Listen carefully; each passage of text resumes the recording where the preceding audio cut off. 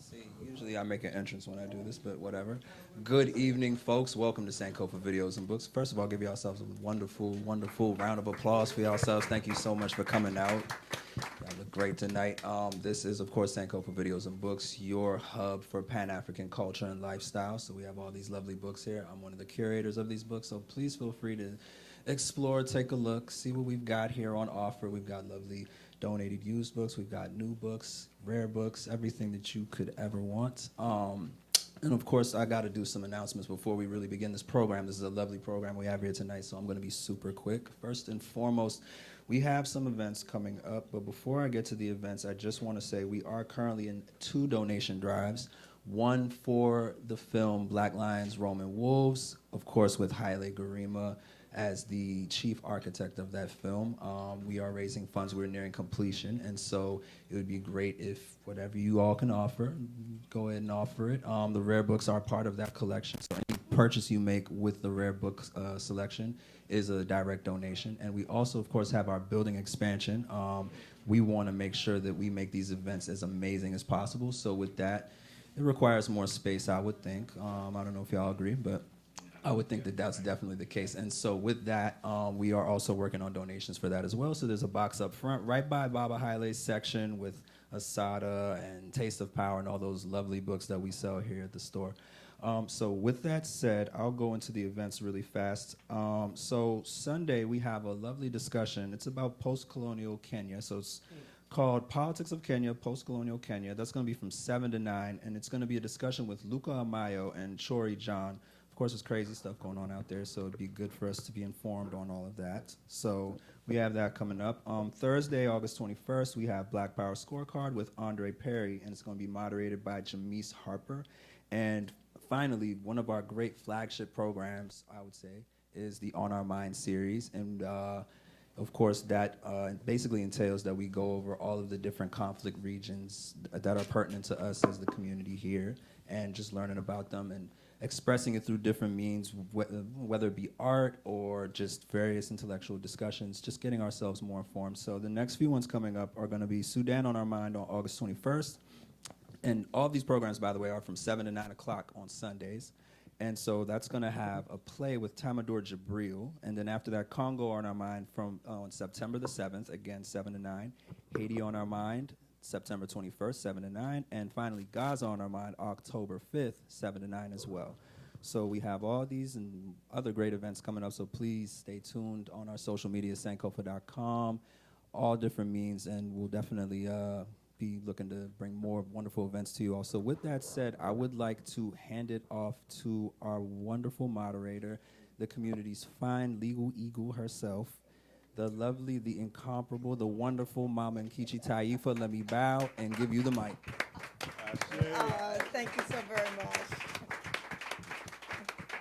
It is always such a pleasure to be here at Sankofa Books. I mean, always. I mean, this is the place to be for powerful conversations. And the conversation that we're about to have today is so very timely, particularly in these times that we find ourselves in, not only in the country as a whole, but right here in the belly of the beast, right here in Washington, D.C. And we're going to be talking about some of these things. We're going to be talking about responses that have happened in the past, okay, that we need to have, today. A lot of people may not know the name Robert F. Williams and Mabel Williams, you know what I'm saying? But they remember the name of the book, Negroes with Guns, okay? Yeah. So when I was putting this out on social media, okay, I lived with, how many of you all remember Negroes with Guns back in 1961, that brilliant treatise by Robert F. Williams about armed resistance in Monroe, North Carolina. And they might not remember the name Robert F. Williams, but they remember that book. So again, in these times that we're in right now, hello, we might not be calling ourselves Negroes, but we need to be talking about some guns, okay?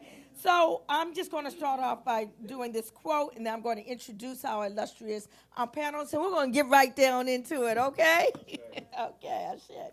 So before Malcolm X and the Nation of Islam, before Martin Luther King Jr. in the Southern Christian Leadership Conference, and before Rosa Parks and the Montgomery bus boycott, Robert and Mabel Williams were guiding us with their daily examples in Monroe, North Carolina. They showed that it is possible to live and tell the truth without shuffling and tap dancing for the enemy.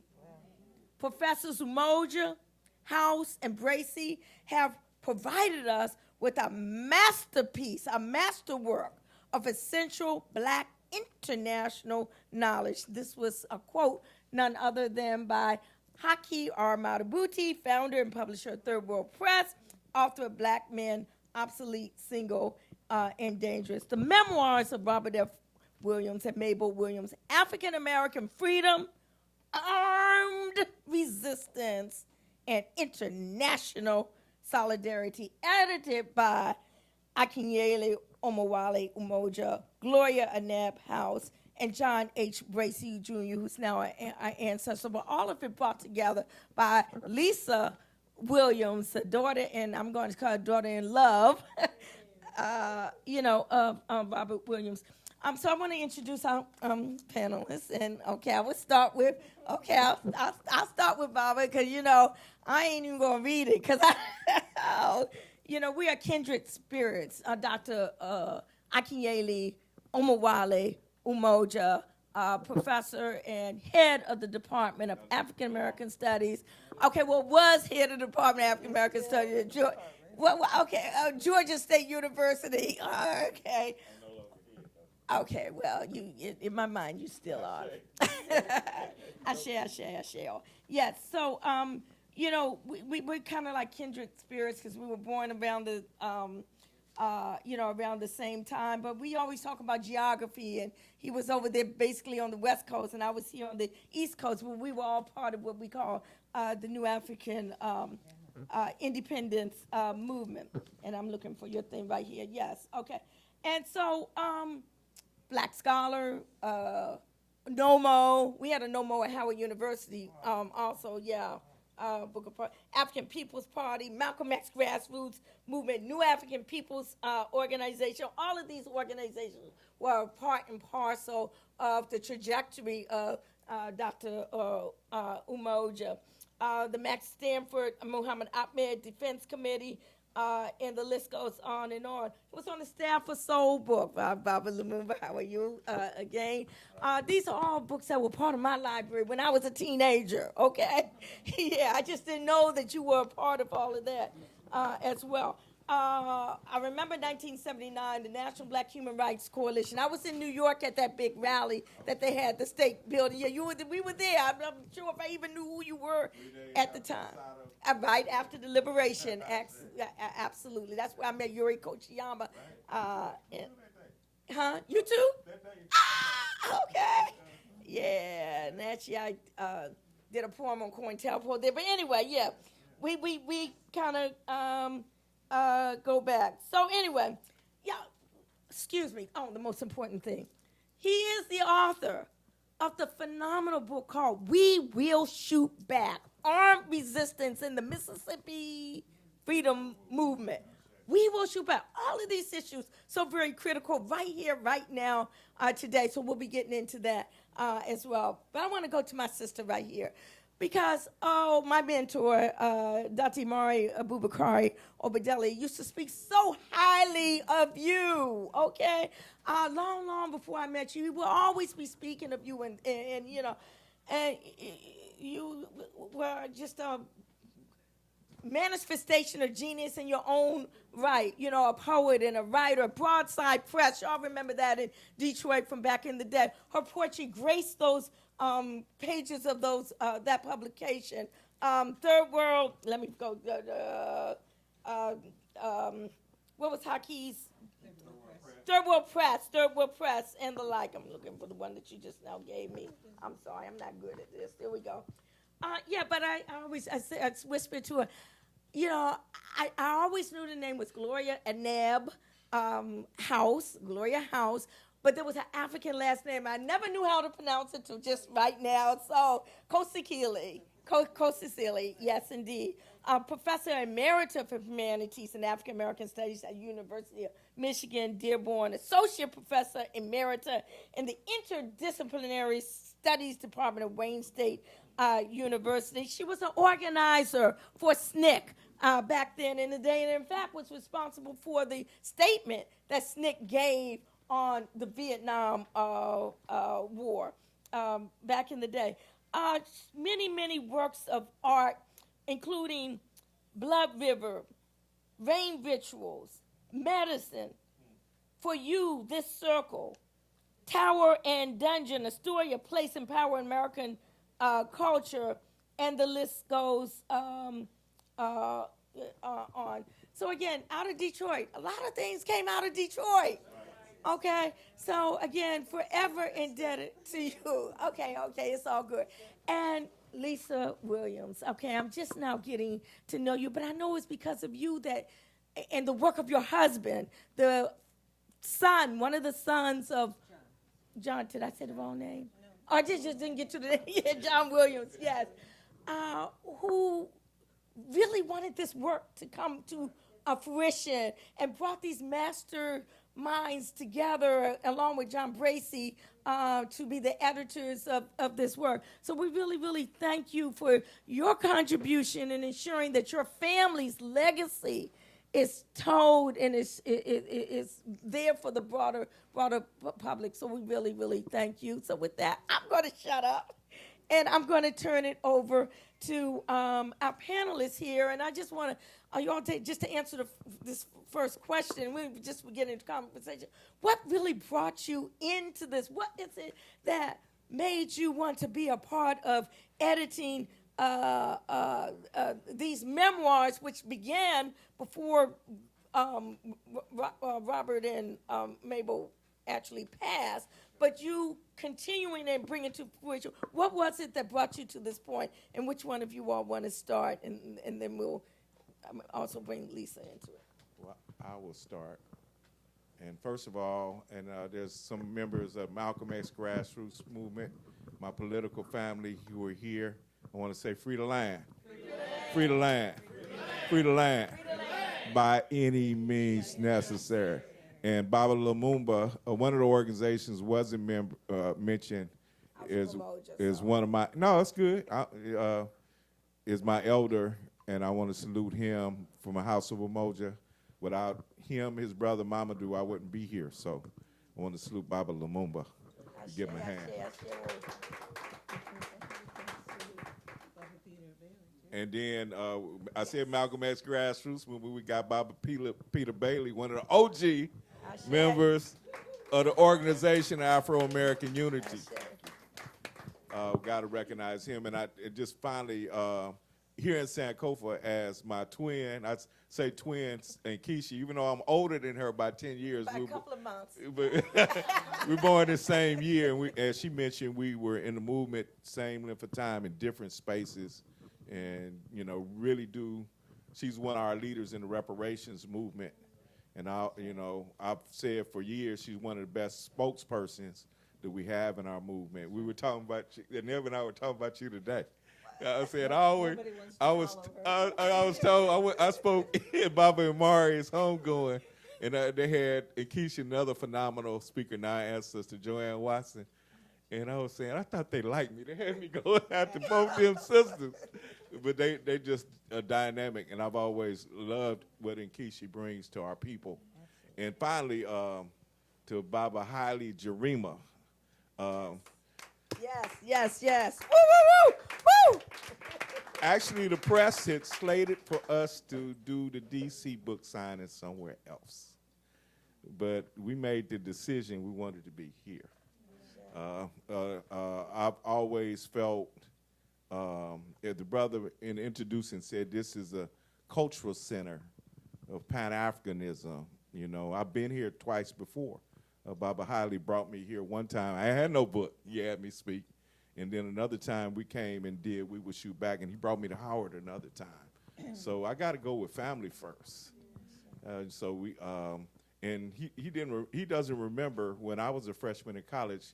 I remember he came to our African Liberation Support Committee meeting at the Malcolm X Center in South Central LA. So I knew him when he was a young guy. Now both of us getting a little bit up there, but but it's a blessing we're still here. So how did I get involved in this book? Man, I only met Robert Williams one time. And I was in 1970s, as you mentioned, I was in the African People's Party. And I went down to Atlanta, and Muhammad Ahmed, a.k.a. Max Stanford, told me that Robert Williams was speaking at the U.S.-China Friendship Association. So I went to hear him speak, and just powerful.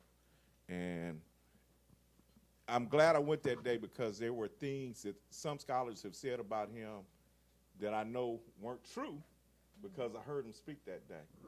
And that time I wasn't thinking about writing no book, academics, editing no book of this level. I was a young man in my 20s. Years later, I would, after Robert Williams passed in 1996, keep in mind he had just finished his manuscript. He had been working on, from my understanding, since he had returned from China.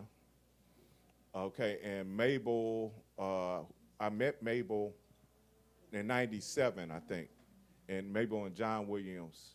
And we were, from that meeting in New Orleans, we invited Mabel Williams to Georgia State. She spoke, and she would contact me on time. She visited Atlanta. She asked me at a certain point would I work on this manuscript to help edit it. We Will Shoot Back wasn't completed, and I had to get that away and published. And then as I completed it, I found out she was dealing with terminal cancer. And so I knew that wasn't an appropriate time to be calling her about anything other than prayers. So, but it just so happened the way things work after Mabel went home, which was in 2014, I was contacted by John to come to Detroit, and that's when I had the opportunity to meet Lisa. And in that meeting was Muhammad Ahmed, who I mentioned before, is to serve as kind of sort of a spiritual support advisor. John Bracy, let me see the hands of those you know John Bracy was. Okay, only one. That's a name we need to know in terms of our scholar activists. John Bracy was a student activist. He's one of the people who were responsible for us to have something called Africana Studies or African American Black Studies today. He was, at that time in the early 60s, he was part of the Revolutionary Action Movement, along with people like Baba Lumumba here, who were part of that organization that was inspired by Robert Williams. Robert Williams and Malcolm X were part of the beacons for that organization. And so John Bracy helped found that. Again, he was a major professor at the University of Massachusetts in Amherst. And I'm just giving you a light piece because I talked to some people who were underground in the 1960s, and they said John Bracy was their Harriet Tubman, helped keeping the FBI off their back, things of that nature. So it's, unfortunately, we don't have a biography of what type of work he was doing, where he was putting his money, things of that nature. It's not all about writing a book. You know, he was doing that type of work. So he was in the meeting, and then we had a gentleman, a white person, in this institution called Freedom Archives. If you're a scholar and trying to do research, that's one of the resources we could go to that has information on Soul Book, the Republic of New Africa, Revolutionary Action Movement, many of those things that are digitized. They were there because they interviewed Mabel Williams. And they not only they interviewed Mabel, but they did things to promote the legacy of the Williams family. So John had called us there not only to do this book, but this is in 2016. Let me try to cut this to the chase, so I'm going too long. But,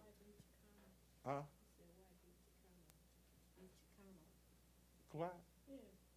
We'll talk about that later. We'll debate that. I don't know. I might have some different intelligence. But he might have told. No, I won't say that. Anyway, um, this is 2016. 2016. This is after Trayvon Martin. It's after Mike Brown. You know, there was an emergence of a movement amongst our youth. And John Williams, who had, you know, been a teenager when his parents were in Monroe, North Carolina, had been to Cuba, been to China. I'm talking about not just a tour. He went to school in Cuba. He went to school in China during the Cuban Revolution, early years of Cuban Revolution, Chinese Revolution. He wanted to make sure that this new emerging generation of activists, of freedom fighters, had access to the lessons from Monroe. And so he asked John Bracey and I to get involved in this book. And I'll say this finally, and I'll pass the mic. When we read it, John Bracey was assistant. We had first finished editing Roberts, and me, I'm impetuous sometimes, as Aneb can tell you. And I was like, man, I want to get this thing published. But John Bracey was like, we need Mabel's voice in this. And John Bracey knew the Williams family better than I. He knew this. You know, I knew the story, but he knew it more intimately than I, being a member of the Revolutionary Action Movement. I mean, they were part of Robert's network in the United States when he was in Cuba and in China. So he insisted we got to have Mabel's voice. So we worked to get Mabel's manuscript. When we first got it, we felt there were some other parts of the story. We knew people who had done interviews with Mabel, and we included her own words, not our words, to complete her story and the movement story. And so one of the contributions of Lisa was when Bracey came back with that and we decided to do it. Okay, so you two brothers gonna tell a black woman's story? She said, we need a sister on this team. We need a sister on this team. And, you know, a few names came up, but some, you know, we said, nah, that person don't really know the Williams like that. We can't, you know. And then it was Lisa who said, well, what about Sister Aneb Kogasile? You know, and we was like, oh, damn, that's the perfect choice. Why? Because, you know, it's one thing to study this completely as a researcher. It's one thing to study it and you ain't black and do it. It's another thing if you ain't been in the movement. And so Aneb is a scholar. She knew the Williams, but she'd been in the same struggle the Williams were in. So she could relate to it in a different way. And especially being a sister, she can relate to black women in a way. So that's how I came to get involved. And I cut into some of Neb's time, so she's going to take it from here. That's good. We're going to hear the sisters. Right. Yeah, the brother ain't just going to talk. We gonna, Let me let's shut give up. it up for the brother. We're going to hear the sisters now. That was good. Am I on? Am Yeah, I you're on? on. Can you hear? Yeah. Well, thank you. That was a wonderful transition. Thank you very much. And thank you, Lisa. So, good evening, everyone. So happy to be here at Sankofa. I've learned about or heard about the bookstore for so many years, and of course, coming with much appreciation and respect for Brother Haile Karima and his work, and also for my little sister. My little sister, I don't think she remembers, because I don't think she was more than maybe 19 or 20 or so when we first met each other in RNA, right, in the Republic of New Africa. So though we haven't seen much of each other over the years, it feels like sisterhood. That sisterhood was founded, was formulated in those early days and continues in our work, particularly around the work of reparations, which I'm involved in now in Detroit. We do have a reparations task force there, and we are trying to formulate the demands that we're going to put to the city council, city government. But okay, the question was, how did we get involved? Or yeah. Okay, so as Akinyele has just said, I was part of the movement the movement that looked up to and saw Rob and Mabel as heroic and as exemplary revolutionaries, right? And when they came back in 1969, we held a reception for these revolutionaries in Detroit, and I was part of that organizing committee, and I continued to be in touch with them off and on as they came back to Michigan, settled in Baldwin, which is a little town next to Idlewild. You've probably heard of the famous black resort in Idlewild, and they became leaders in that community as well, but we were in touch during that time. And I think it must have been shortly after they came back that I was drafted to write the foreword for Negroes with Guns. So that was sort of the beginning of our work in terms of publishing, okay? So as Akinyele has said, so Sister Lisa said, okay, bring Aneb back in for this work. And of course, I was overjoyed to be made a part of the editing team because I valued what Rob and Mabel had done so much. It's really a part of my heart. I saw that we, our generation and the generations to come, would find a familiarity and a knowledge of their lives very useful to them as movement organizers and freedom fighters. And I believe that they understood that if they wrote their memoirs in a certain way, they could leave a lot of instructions and an orientation to future freedom fighters. So I was happy to be involved in the work to ensure that that legacy got passed on. For me, one of the most important things about their legacy is self-determination. Self-determination, which they exercised at every moment of their movement life. In the beginning, when it was organizing the Monroe, the black community in Monroe, at each step, what do we do? Oh, the people need to be informed. Let's create a newsletter. Let's mimeograph this newsletter. I know you guys in the audience don't know anything about mimeographing. Right? Yeah. We're going to create a newsletter because we want to inform our people, not just our local people, but we want to get this information out all over the world, wherever people will circulate it, right? Let's do the newsletter. Let's create a radio program. Let's bring people in with jazz and then educate them, right? And give them the information they need in order to be activists and organizers themselves. When it was clear that if they continue to go along with the nonviolent orientation that the movement had been cast in by certain people, if they continued, the movement would have been wiped out. So the next step was, how do we defend ourselves and perpetuate this movement? So they organized the Black Guard, right? And they tell us in the book how they did it, who was involved, where the money came from, how they reached out to the North, to radicals in the North, wherever, black and white, to support this work. And they didn't apologize. They said, this is the next step. This is what we have to do.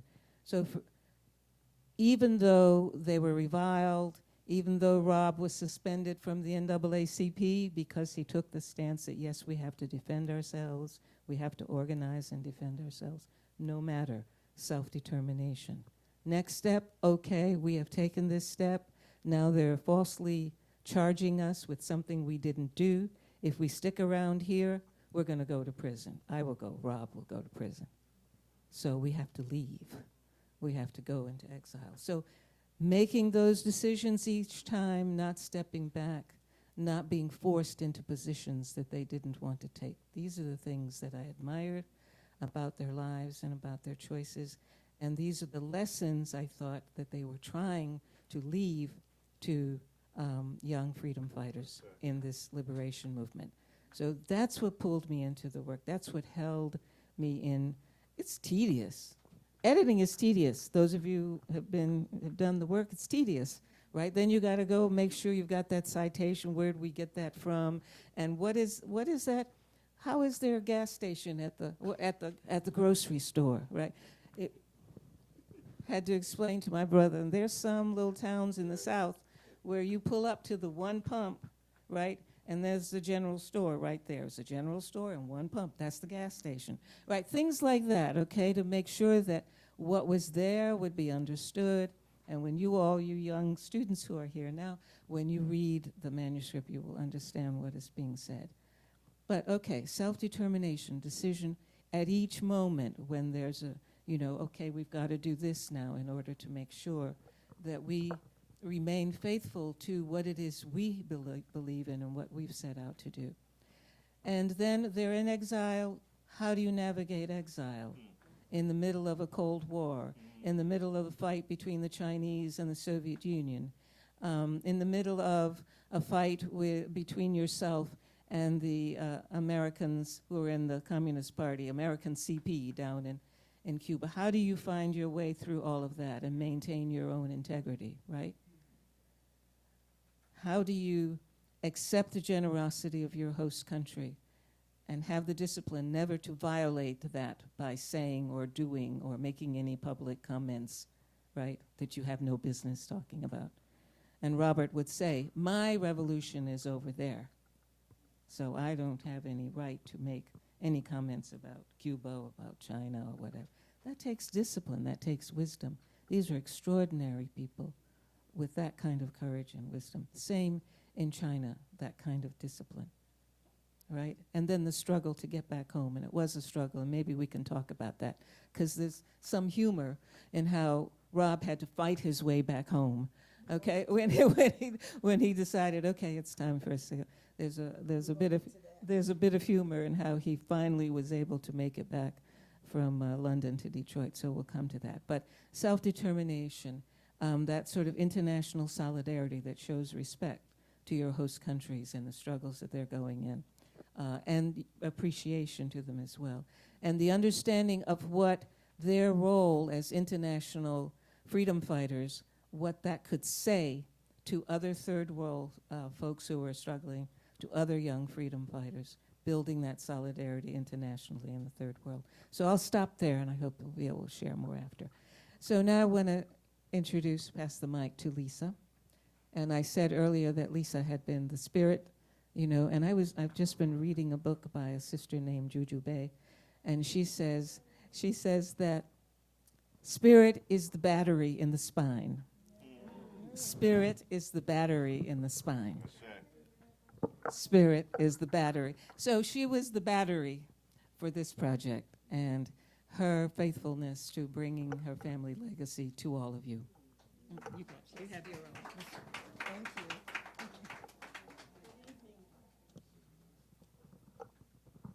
Good evening, everyone. Good evening. It's an honor to be here. I've watched this place and the gatherings on Saturday evenings, and I always long to be here. And so I'm honored and privileged to be here today. Okay. Can you hear me? Yes. Okay. I'm also very grateful that this is a project completed.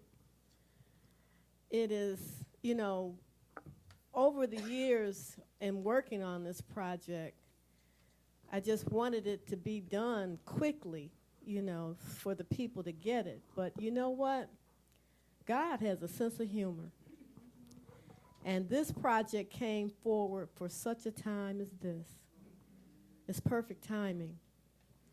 And so I'm so grateful to Aneb, Dr. Gloria House, and Dr. Akinyele Umoja, and Dr. John Bracey, the scholars who quarterbacked this thing and nursed it and massaged it and did all the things that were necessary to make a project like this successful so that it could be received and that the people would desire to know what's in this book. And so I'm grateful for them and their work and their labor and their sacrifice, and that I'm sure they made many to make this all happen. And even John Bracey, who's no longer with us, but the work that he did remains. I'm grateful because when my husband died, when my mother-in-law died, My husband at the time, we didn't know that he was sick. But we knew that we had to get busy because Mom was gone, and we need to bring this thing to fruition.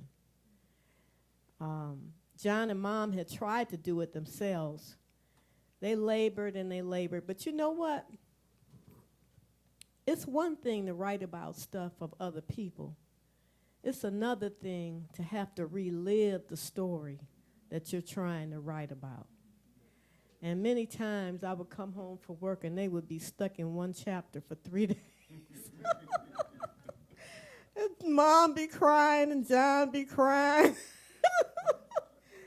Or they just be bewildered, you know? It's a lot to live through 2 revolutions. Well, Amen. And then, you know, that stuff was hard. It wasn't no crystal stair. John used to tell me about the time during the Cultural Revolution in China. Even before that, when he was in Cuba. And the things that they had to do just to keep the revolution going. The sacrifices that the people had to make. And then, you know, but he said it wasn't that bad, though, because, you know, I like the food. And, you know, he said when we first got there, we saw a swimming pool. And if you ever read the book, you'll know that Rob had a protest around the swimming pool in Monroe. And got into some gunfire with that. But he said he saw this swimming pool, and he saw every kid of every color in the rainbow in that pool. And they were flapping around and having a good time. And that was something that he had only dreamed about in Monroe, because they had to swim in the muddy creek. They weren't allowed in the swimming pool. Amen. Kids drown in that muddy creek because they weren't allowed in the swimming pool. And so then he said, you know, so Cuba was good. He said he had his friends and he was having a good time, except for one time when he was in the ocean. And he had been warned not to drink the water. But he said he was looking at his friends, and he said they was drinking the water, and they was all right. So he messed around, swallowed that water, and he got typhoid fever, and he almost died. But the Lord wouldn't let it happen. Amen. He was about 10 years old. No, he was 11. He was 11. And he got typhoid fever, but he didn't die. And but he said when he got to, but he loved Cuba. In fact, when they had to leave and go to China, John and Bobby, his brother, had the jaws with Rob because they weren't ready to do that. Okay, we had just got comfortable, had our friends and our little crew, and now we got to go. And so they left and they went to China, and they had that long trip on that barge, and Bobby was throwing up every other second. But anyway, they got to China, and he said, you know, everything was fine in Cuba, but in China, that was a shown-up cultural awakening. It was a 180-degree thing. From the food, from the people, from the language, the culture, everything was brand new and totally unfamiliar. And the story goes that no sooner than he had learned algebra in Chinese and Spanish, he had to turn around and learn it again in Chinese so he could graduate from the University of Beijing, which is a high school, it wasn't a university. So It's no easy road to be a child of a revolutionary. Well, teach. But God made it possible that they survived. Wow, those were some powerful testimonies. Thank you so very much. What I want to do at this point is, you all touched on a number of things, but there are likely folk here who don't know the story, just as the generalized story about what happened in Monroe, North Carolina. Why is it that they had to leave and then first go to Cuba and then to China, and then we're going to finish up with the trip back home? Because I remember that stories. I remember Brother Maury, Gaidi, Milton Henry, Right. you know, telling that story. But if you all can just share a little bit, and one of the things I really want to hear about, we don't know the details publicly, or I would say I don't know You it can- privately. you can just say for that. the, no, I'm saying about Asada, in terms of Okay, Asada's, okay.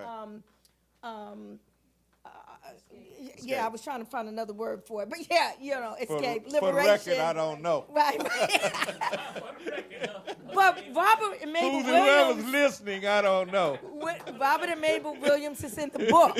So if you could show me, somebody can just share some Right. of that as well. But first, start off with what happened in Monroe, North Carolina, that brought them to legendary fame with the book Negroes with Guns. And Robert was here at the Monroe chapter NAACP, and then there were tensions and stuff. So I don't know how we want to kind of divide this up, because I want to go through each one of these: North Carolina, the escape, the Cuba, China, Y'all fill in. and then the coming home, and then what happened after they came home. And I'll just say one more thing. I'm going to just turn it over to you.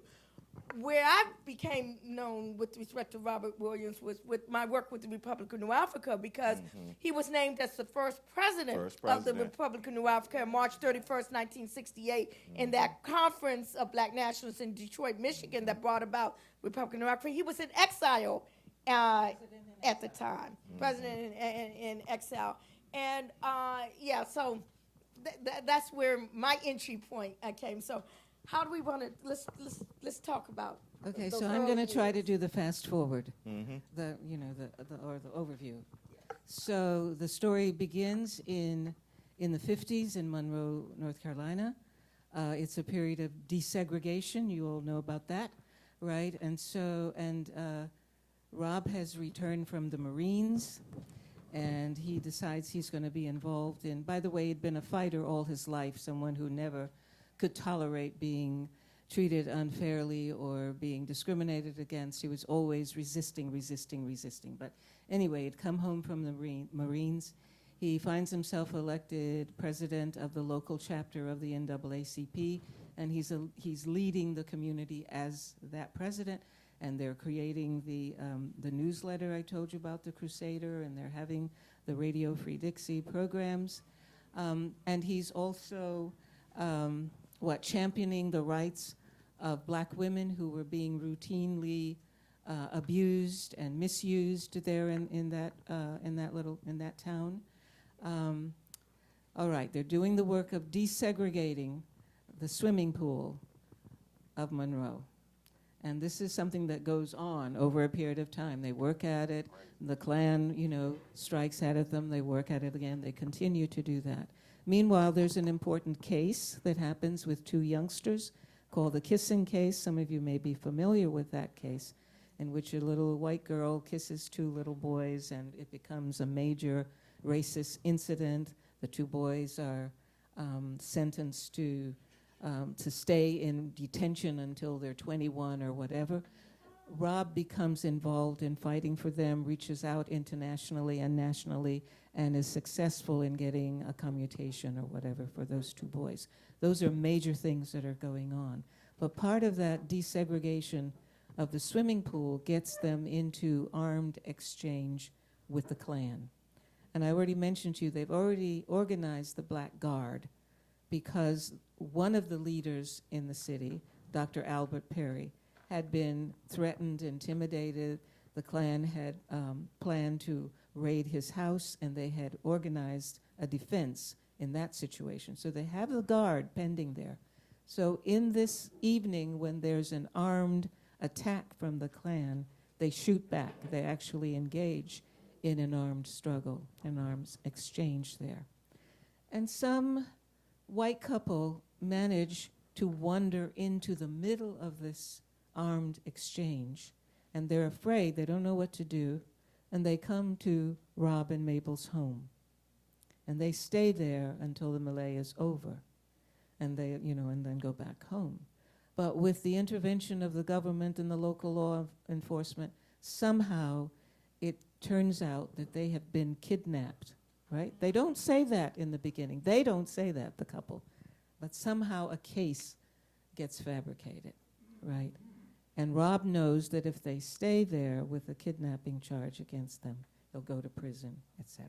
So they have to leave. And he says to Mabel, I'm not going to leave without you. You have to come. You and the children have to come with me. So that's how that happens. And of course, he's able to get the support of people who had already been rallied around them through the Crusader, through folks in the North who were their fundraisers and supporters. They help them escape. They help them escape separately, actually. Rob gets to Canada in some route. Mabel gets to Canada in another way. The boys are protected temporarily until they can be sent. But it's this network of support, international network of support, that allows them to escape and to get to Cuba safely. So you want to fill in any? Yeah, no, and that was quick. I would have took an hour to say what she just said. No, seriously, it was great. And one of the things to note, I just fill in, is, as Gloria's saying, throughout his life, he's fighting. And he's growing up in a period of time when, even though we're fighting, still might be some hope. The original title of his autobiography was supposed to be While God Lay Sleeping. And it comes from, his mother was very religious, and he had his favorite Uncle Charlie, wasn't so religious, and they used to get into it. And so she would talk about, boy, God's gonna come get you. And he would be like, giving the stuff happening to black folks? God must be laying sleeping somewhere. You ain't active. And so Robert would hear the debates, and it would come back. So Gloria mentions he's in the Marines. And he talks about, and he's in Marines when it's about to desegregate, when they begin in desegregation. And he was thinking, he drank the Kool-Aid for a minute. I drank the Kool-Aid before many of us in here have, You put a little gin in there, but Those brothers were fascinated with all that macho stuff. he thought we might have a possibility, and Robert Williams always had the aptitude for writing, journalism. That was his true passion. And he thought that's where he'd be assigned, because that's what they told him when they signed him up. You know how they might tell you one thing, you get in there, you dig in a ditch. And so when that didn't happen, he showed his dissatisfaction, and he was quickly out. I'm cutting to the chase on that story. So, but it's always a fight for him. So when he returns from Monroe, he wants to continue that fight, because he's seeing in the 50s some things are happening with our struggle. I just want to also put in context to understand Monroe, and you'll see it in the book. This is a Klan bastion. It's not, I live in Atlanta now. You had the Klan in Atlanta, but not like in Monroe. You understand what I'm saying? This is a Klan. So it takes some courage for their family to stay there and fight. And keep in mind, their sons are in the movement too when they're there. As kids, they're in the movement too. So you want to keep that in mind. And then finally, I just want to say,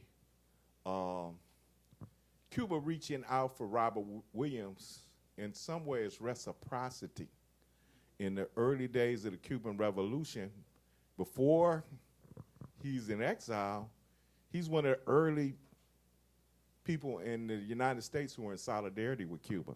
He, Amir Baraka, was at that time Leroy Jones, Dr. John Henry Clark, the author John Oliver Killings, Harold Cruz. They were the crew of people going to Cuba. In early days of the revolution, formed the Fair Play for Cuba committee. So, and he's comes back. He's going around the country raising solidarity for Cuba.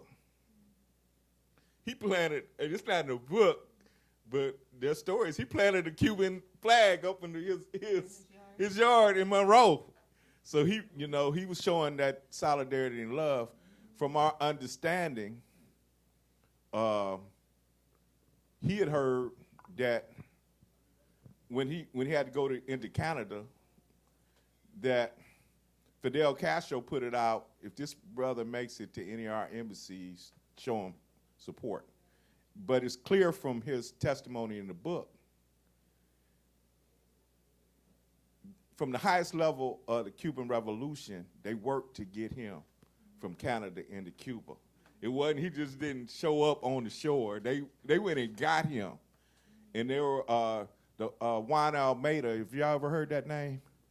He's the brother, one of the brothers who were part working with Fidel Castro to get rid of Batista and have the Cuban Revolution, to take power January 1st, 1959. You seen the beginning of, you seen Godfather 2, they show it.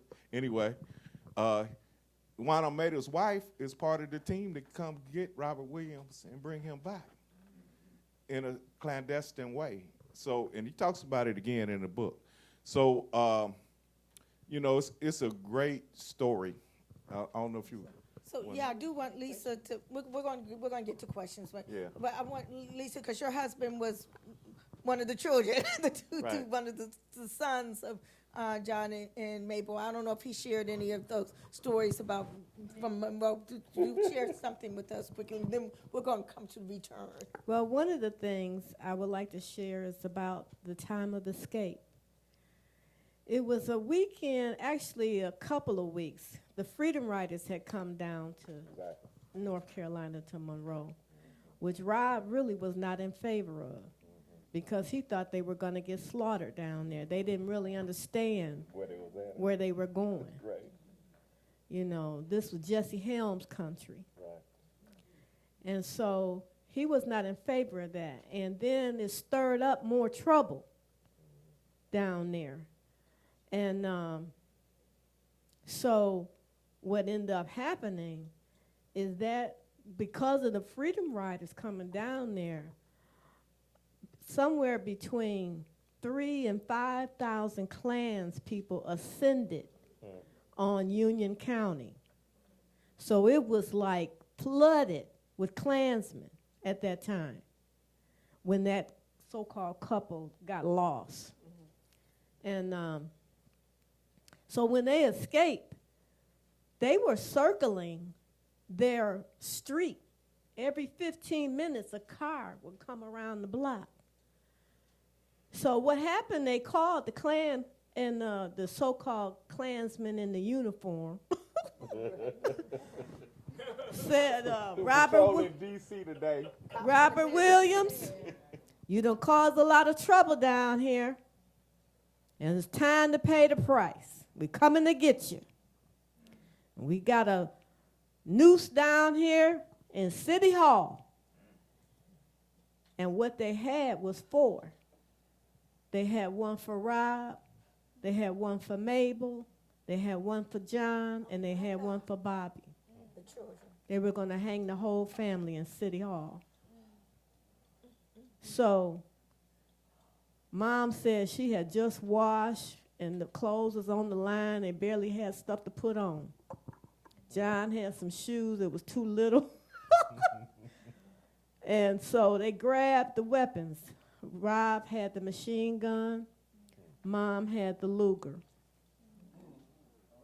And the boys came together, and they waited for the patrol to circle that 15 minutes so they could cross the street and move to Aunt Claire's house so they could get the rest of what they needed to get on out of Union County. So, in a nutshell, a revolution, a civil rights struggle, a human rights struggle is a hard road to hoe. And sometimes you get out alive and sometimes you don't. That's right. In fact, Rob and Mom and John and Bob, y'all would have been dead if Hader hadn't went into exile. Just like Medgar, just like King, and all the rest. So, wow, let's give all of our panelists up for that. Can I say just one quick thing? Yeah, we That- want to say a lot No, more. that ain't in the Okay. book. So keep this in Okay. mind. You, by hearing it, being here tonight, you're hearing something special. You know, you're hearing some firsthand information. I just wanted to put that in there. But there's a whole lot that is in the book. There's a whole lot in there. And we're going to skip through Cuba. We're going to skip through China. I want to talk about London and how it is that Robert ended up being able to actually get back here on these shores. So you want to give the short thing, then we're going to open it up for Q&A. No, you do what you did the other night, and I'll add in. Okay, do you want to read this? No, go ahead. Go ahead. Okay. Use the microphone. I'll hold it for you. Oh, No, I'm just going to tell them about the. So, Mabel and the boys got home before, separately from Rob. Rob traveled from Peking to what's now Bangladesh and arrives in Cairo, I think, right? And for some reason, when he gets off the plane, he's not allowed to get back on the plane again. And I think that's the point at which, when he realizes they are really, the CIA is involved in trying to keep him from getting back home, that's the point at which he takes out a match and says, okay, I know what to do if you're not going to allow me to board this flight and make this next leg of the trip home. And they become scared. He manages to convince them that he might cause some damage, and they finally allow him to get on. And he goes from Cairo. Does he go from Cairo to London? Yes, at that point, I think. From Cairo to London. But they don't allow him to take the flight that's been arranged on TWA into the United States. And they tell him the reason that he can't get on that flight, that TWA, Trans World Airlines, won't allow him on that flight, is that they're afraid that he's going to hijack the plane. And he says, but I've already been to the countries that people hijack planes to. I'm trying to go home now. Trying to get home. Says, I don't have any intention of hijacking the plane. So they go back and forth. They promise him, okay, you'll get on the plane the next day. They take him there. He doesn't get on again. And then they end up taking him, when there's another layover, when they enforce another layover, they take him somewhere, and he looks up at this building and he says, this looks like a prison. And he says, and they say, yes, this is Pentonville Prison in London, England. And they say, you have to stay here overnight. We don't have anywhere else to put you up. Okay, and they tell him, okay, next day you're going to go.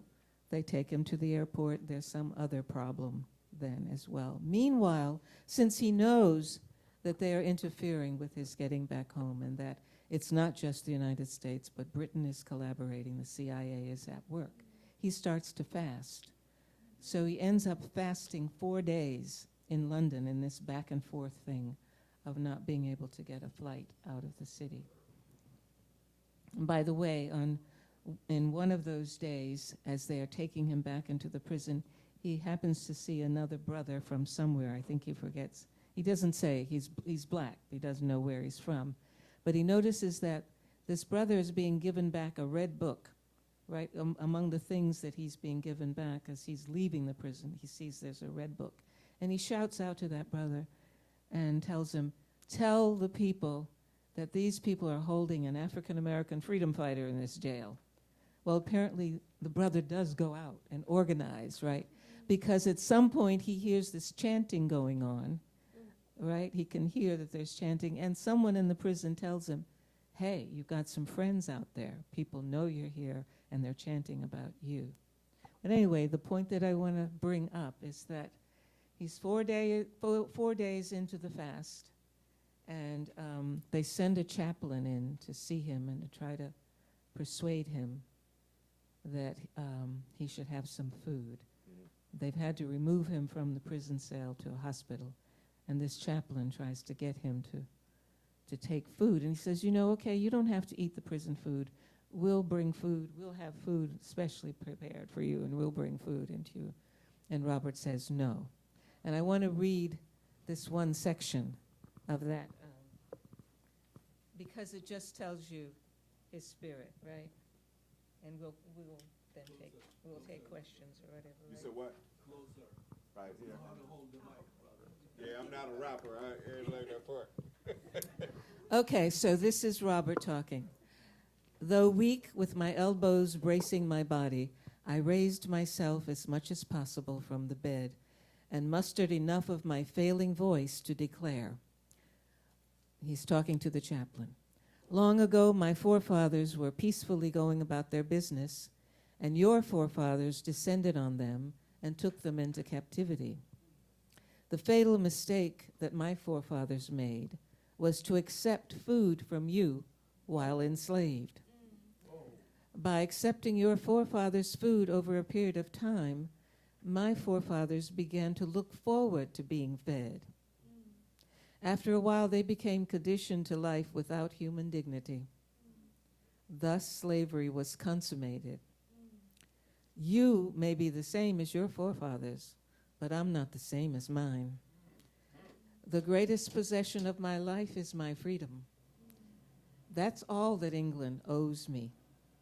If anybody in England wants to give me anything, let them give me what is already mine, my freedom. Either England releases me, or it's going to have to deal with the body of a dead black man as the world takes notice of a Britain that went out of its way to support U.S. racism on behalf of the brotherhood of white supremacy.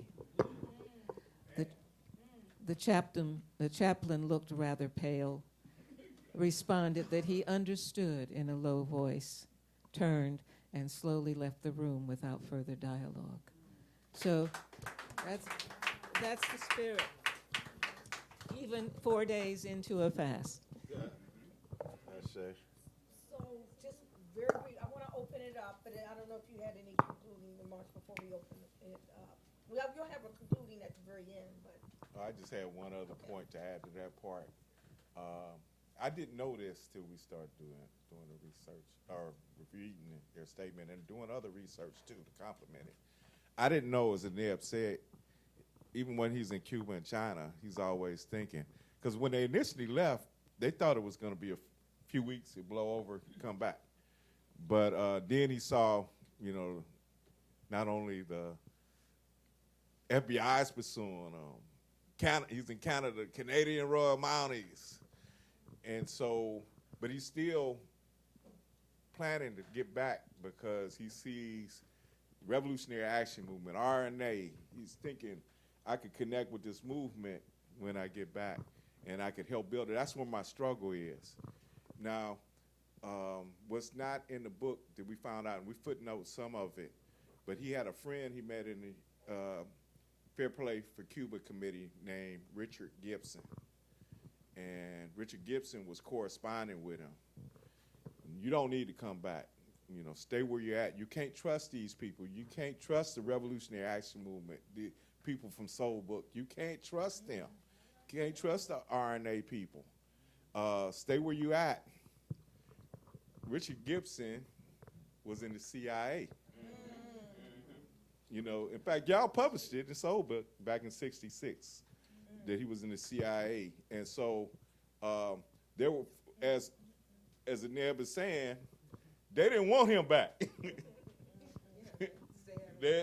Stay over there. You know, so that's something you also want to remember, that the enemy was working to keep him from coming back by any means necessary. Okay, so I'd like to take this opportunity to see if anyone has any questions or comments. Okay, if you can just Oh, yes. Listen. Oh, actually, you mentioned Gaidi, so we should say Oh Gaidi. my God. Yeah. Yes. So please, actually, please. after this, they really did fly him home on the plane with only himself and his lawyer, Gaidi Obadeli. Right, two people. They flew from London to Detroit. Right, they were still afraid to put him on a regular commercial flight. They actually, yeah. And Gaidi was the same person, Milton Milton Henry, Henry. who, as Peter knows, accompanied Malcolm X on all of his international travels and journeys. And it's because of Gaidi, also known as Milton Henry, the brother of Imari Bubakari Obadeli, that we know of Message to the Grassroots and The Ballad and the Bullet, those speeches, because Milton had formed something called the Afro-American Broadcasting Company in Detroit and recorded those as long-playing records, and that's why we have that today. So that is a story that needs to be told, Milton Henry's Gaidi Obadeli story, and the whole Henry brothers. Because I found out something else about Lawrence Henry, I think it was, who was a divinity student at Howard University. He was one of the ones who, you all don't even know this, it was this amusement park in Maryland called Glen Echo that black people could not go to. And so it was their older brother who helped to lead the desegregation movement against that. And there's a documentary that just came out recently called Ain't No Back to a Merry-Go-Round, meaning you can't go to the back of a merry-go-round. And a lot of that advocacy, this is early 60s as well, late 50s, was because of, again, another one of the Henry brothers. So there needs to be a whole thing on this whole Henry family. So Q&A. Okay, before question and answer, please know something about Sankofa folks. We don't like cell phones, period. We don't like cell phones. They have nothing to do with us. Put them in your pocket. If she's your girlfriend, take her out. Seriously. So to me, don't take it personal when we tell you do not have your phone on. Go outside. Okay, if you're shooting rockets to the moon, good luck, go there. So I'm sorry to tone it like that. I don't want people to think it's an individual against individuals. It's not. I hate cell phone. I don't own cell phone, and this is my place. You don't come, you don't have attention to this amazing story being told. You don't want to get interacted with that. I'm sorry, we will ask you to leave. Now, bad tone, I apologize. I want to say something. It was really a classroom. I thought I knew everything about the brother. But today I'm sitting here, it's unbelievable, unbelievable. But I want to say, who wants to ask first question? Good evening. I just want to say thank you to each and every one of you all for this book. This book, I couldn't wait for it to come out, so thank you. Brother Akinyele, you and I were speaking prior to the event, and and I told you I would quote from Amos Wilson. Right. And I just want to quote this before I ask you my question. So Amos Wilson writes in Black Power, he says, the establishment, whatever rewards it gives us, will also, if necessary, to maintain its control, kill us. So going to your book, in the acknowledgments, you all speak about the ideology. There are 5 points of ideology. The first one is self-defense is a deterrent to white supremacist terror. And can I preface that? Well, that's what John Williams, her husband. When I first met him, for the beginning of this project, he wanted to give us principles. Okay. So that's what that is. But go ahead. I don't disagree with him, but I want to give John his credit as well. Number 2, demonic forces need to know there are consequences. Mm-hmm. Number 3, judgment is a spiritual principle. Mm-hmm. We need to be on the right side. Number 4, we don't advocate senseless and untargeted violence. God is not pleased with when innocent blood is shed. Mm-hmm. And number 5, the focus is love of humanity. Mm-hmm. The revolutionary movement often lost sense of the focus and became reactionary. My question is, as it relates to number 1, 2, and 3. So if you all could just elaborate on those particular principles. And thank you. And also, if you haven't seen 40 Acres, that's a must. that's a must in terms of self-defense. Yes. And one of the greatest parts I love about that is the little girl in the cornfield. I Yes. haven't seen it yet, but it's Yes, must. well, they snatched it away real Yes. quick, but it's called 40 Acres. Yes. Right. And if it comes back or if it comes on one of those streaming things, you must see it. 40 Acres. Thank you. I'm not sure if it's there yet, but Yeah. you could look for it. It was just in the theaters. Go ahead. Can we go to the question? Yes. To To the the- lawyer. Let's focus. I know, She's a lawyer. got I'm it. scared of her. I don't want her not to defend me, so I'm going to behave. Whoa. Now I'm trying to remember point 1, 2, and 3, but I think I got the gist of it. Again, when we began the project, John was concerned about our ability to respond as a people to what he saw coming.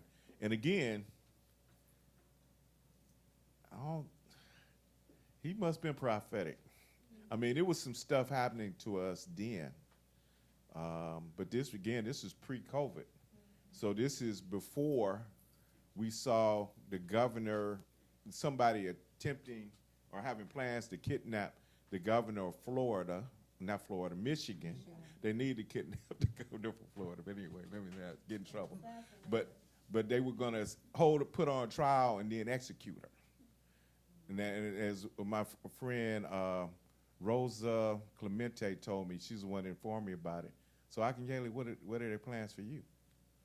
You know, there are plans for people to kill us. I mean, y'all in D.C., y'all know what happened on January 6th. And again, they was going to execute, was the guy that was vice president? So what's their plans for Haile Gerima? What's their plans for Nkechi Taifa? You know what I'm saying? There are people who are planning to kill us, so we have to have the capacity to protect not just our leaders and organizers, but our communities. So this is something we have to think about. We don't, I'm talking about it now, but it's not we need to meet in communities and discuss these things. Keep in mind when the little white boy ran up into the church in Charleston and killed, so it's not just a question for revolutionaries, it's a question for our neighborhoods. We have to have the capacity to protect and defend ourselves. But it starts with organization. And we have organizations, so our churches, so we were talking earlier about Greek letter fraternities. I'm not in one, but they need to be having these conversations. Our neighborhood associations. Again, one of the things after I wrote We Will Shoot Back, and Baba Lumumba talked about one of the things he got from We Will Shoot Back is it's not really a question of having guns, it's a question of having community. That we have to, remember you told me that in the Bay Area when I did in San Francisco. So we have to begin to tighten up our communities, watch each other's backs. And that's the key essence of why John was bringing that to us now. I just add that those are John's principles. And I would add that John became a minister after his experience of growing up in Cuba and China. And those principles evolved out of his own life experience, right? We were not claiming to represent his principles. We put them there out of respect and acknowledgement that these were the principles that guided him and that made it so important to him to get this book out, right? Okay. And let me just say, the 16 years that we were in ministry, it was not a prima donna ministry. We were in the heart of Skid Row in the Cass Corridor of Detroit. So our church, it was a little joke. It was like the car wash. Ain't no telling who you might meet. We had the corner boy. We had dope fiends. We had prostitutes. We had the Jeffries Project families, and sometimes the Brewsters. We had the homeless. We had the old, forgotten people. We had the insane. We had it all. And we would serve a continental breakfast before Sunday school because my husband understood that You can't receive a message if your stomach is growling. And then at the end, we served a hot family fellowship meal. We did ministry of all kind. We came in down and made a clothes closet. And the reason we did that is because the first Saturday we went down there to check everything out before we started on Sunday. They let one of the indigent old white ladies out in the cab. They give them $5 from the hospital. She had a little hospital band on her wrist with no shoes and no coat. And it was in the summertime, but it was pouring down rain. So we brought her inside, and we didn't have a clothes closet yet, so we looked in our cars and found something to put on this lady's feet and gave her a jacket, one of our jackets. But then I knew I had to create a clothes closet.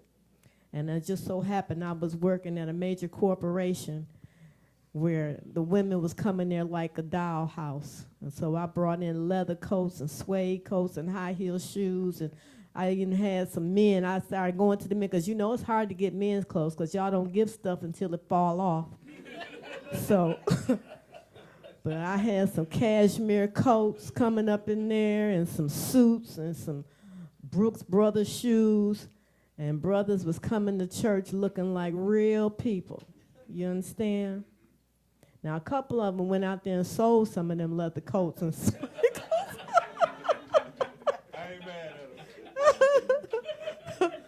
but most of the people wore them to church, you know. And so I'm just trying to say that because I want you to know when we went into ministry, it wasn't about no place to be somebody. It was about lifting people up who, they say, you know, tie up your bootstraps. It was some people who couldn't even look up, much less get up, that we had to minister to. We did a literacy program, and people learned how to read that never knew how to read before. It got so bad that, you know, folks who had just learned how to read, because, you know, literacy is a form of freedom. And so one of them, a couple of them almost got into a fight because they wanted to read scripture. They're learning a new skill. Amen. So that's all I want to say. I just... One other point about John Williams is his theology or his philosophy was defined as being a Maoist Baptist. A Maoist, so he's taking that serve the people into his ministry. And so that we have to put that in that context and understand why it's connected to those principles. I just want to thank, first, I want to introduce our revolutionary publisher, Paul Coates. Yes, I should. Without his kind of work, we have no bookstore. I should. But like all African chieftains, he comes late and makes his big entrance. Salute. Who wants to ask now? Any question? No, let me give this young man here, this masked young man here. Appreciate you. My name is Selah. Thank you so much for taking the time to share about your stories, this book, and the story of the Williams, especially during Black August. Like, very important to continue to honor our revolutionary peers, ancestors, etc., and just appreciate the sacrifices they made. So it really means a lot to me that y'all are sharing a lot of this history. I was curious if you could talk a little bit more about the tactics the Williams and their fellow organizers were using in Monroe beyond self-defense to get people comfortable with the idea of, you know, struggling alongside them and putting their bodies on the line.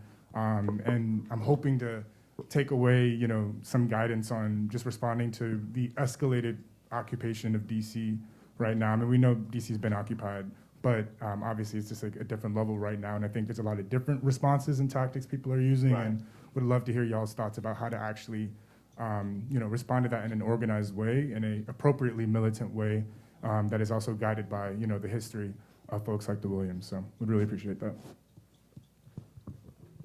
Well, the tactics they use in Monroe.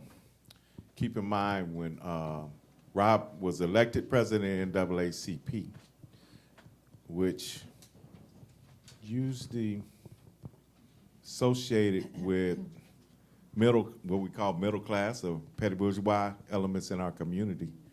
Robert Williams went into the pool halls, the barber shops, places like that to organize people.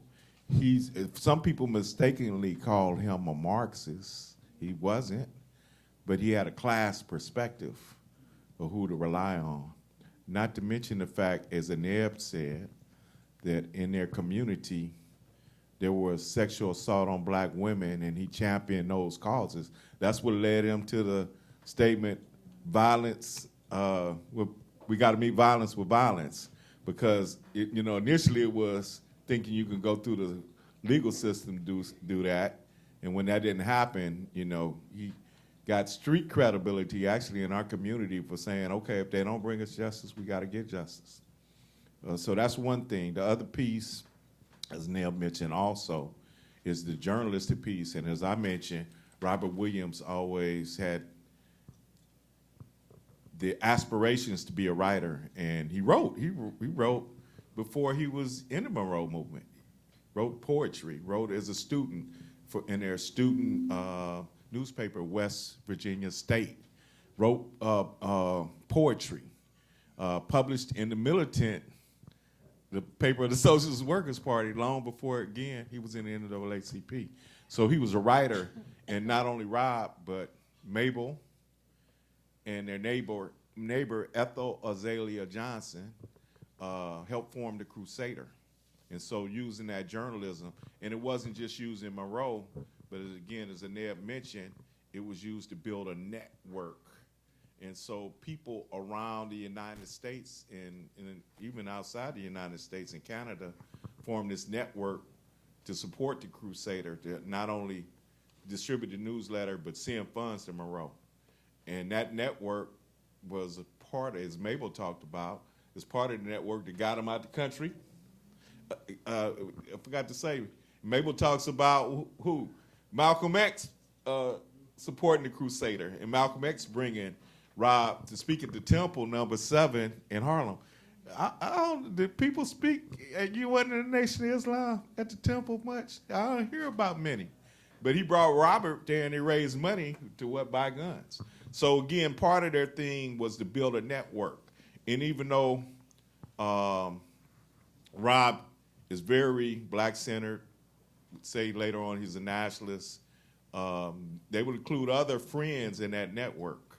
And again, it extended to Cuba. And so the internationalism. So we got to know, even though cities are being occupied, and I should say we already occupied, more intensive occupation of our communities, right? That we got to rely on us networking with each other and also finding friends, but never forget who the hell we are in that friendship and knowing we got interests as well. And just to add to that, they did simple things like phone chains, right? They organized the community so everybody would make 3 phone calls when there was an emergency or whatever, alerting each other to what was happening in the city. So very quickly, everybody would know what was going on. They also trained everybody to use the guns, right? The women were trained to use the guns as well. And I guess you subscribe to the National Rifle Association, or was it buy a membership or whatever? They got a membership, They and then did they it. found out they were black and kicked them out. Oh, did they kick them out? But by that time, they were organized. Okay. But, yes, so they knew, and of course, the actual response, the shooting back, the responding to violence, that was all organized among the men as well. So, yeah, very practical things. We said the Crusader, we said the radio program, right? That phone chain we mentioned. Can't think of any of the other practical measures of organizing. I just want to make a quick comment. I spoke about this the other day, and the issue is this, that the struggle makes strange bedfellows. And so you may be fighting a struggle of black with black against white, but when it comes down to allies, you have to be open to every stripe in the rainbow.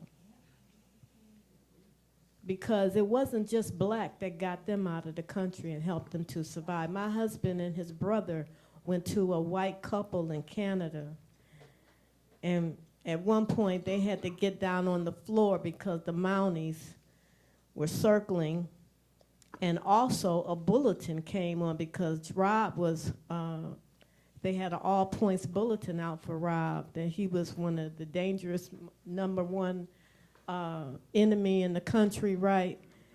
And he went into tears. My husband went into tears because they were saying that they were looking for this man, and he had not seen his father in a few months, or his mother. And so it's a tough thing, you know, but we have to be ready for whatever that comes if you're going to be in the fight. Excuse me, folks, but I know Yeah, so, but it was a white family that kept them safe in Canada. We'll come to you guys, the elders. Let me give, since we're always grateful for the young people who dare to cross over here when they could have gone, you know, out to the many crazy places. So I want to give him a mic so he doesn't have an excuse. We don't allow them to participate. All these I appreciate you. I appreciate you, Holly. Yes. Yes. You know the ancestors usually the ancestors usually call me because I was actually at a pool. So and then they told me to come here. So I was like I was happy to be here, and I just have some questions like what basically brings out the to basically to change generational curses or generational to the way we think, basically. How does that basically change in a sense? Like, how do you get that to change? And also, it's like we're still in 2025. I remember I'm researching my family history in Yorktown because, I want to start not in slavery. I want to start, my ancestors come from the Asante people of Ghana. Then they were taken to Antigua, and Antigua to Virginia, Yorktown, right? That's what we can, put together, right? And so I'm telling my father, I was like, okay, this is where it is. I've talked about it. I found where it is. Da, da, da. And he's calling me on the phone. He's like, Tim, it's sundown. You got to get out of there. He's like, because they do actually research it even afterwards. They have sundown towns in Virginia. So my father was like, Tim, you got to get out of there. So I was going to do a second tape. I hurried up and got out of there, because some parts of Virginia and things like that. So it's like, even though it's 2025 and, it's still sort of repeating itself. And you can even feel the energy, especially in places like Ellicott City, Maryland, different places, even in Alexandria, Virginia. Because then when I thought, my spirit don't feel right. But then it was like the biggest slave trading place, I think, in Virginia off of Duke Street. My spirit don't feel right there. So I was like, something's up with that. So we just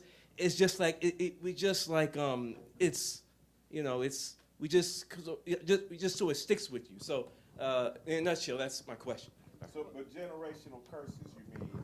It's the trauma. Basically, it's the trauma as well as like That's the question. yeah. Basically, it's like the trauma. So each generation, like let's just say, we go, well, I hate to say it.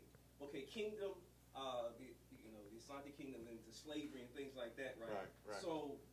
Okay, so we're getting that, but then it's like continues. So after slavery, it's still like, unfair wages, still mistreatment, and like the parents may be shaping their children just to conform instead of saying,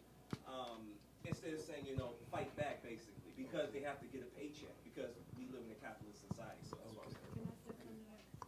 I just want to say quickly, I remember when my mother-in-law was at a conference and she was having a dialogue with Kathleen Cleaver and Angela Davis. And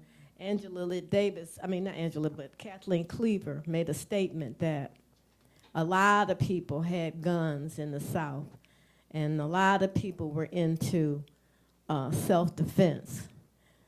And my mother-in-law, she looked at her and she said, yeah, a lot of people had guns, but they were in their house with their guns. They were outside. Rob was outside with the gun club making foxholes in front outside. Okay, and the Klan will call them and say, leave Shorty home tonight, talking about John. Because it's going to get a little rough tonight. So no, everybody wasn't outside with their guns. They were inside. And so, I'm not sure we know what the question is. I'm gonna take this. but yeah. Well, Aneb and I, so we worked on the project. A lot of this has been over Zoom and over the telephone. And so this last few days has been great for me because, we've had a chance to talk face to face, and I hadn't actually, we've been together on a couple of occasions, but not around this. And she talked about her and Baba Lumumba's generation. They were the generations that brought about black studies. I was that was my major undergrad. That's what I got into. And even before that, through Baba Lumumba and others, that was healing for me. My father actually saw a lynching. You talk about generational trauma. My father, he didn't actually see a lynching, but he saw a black man's body hanging from a water tower.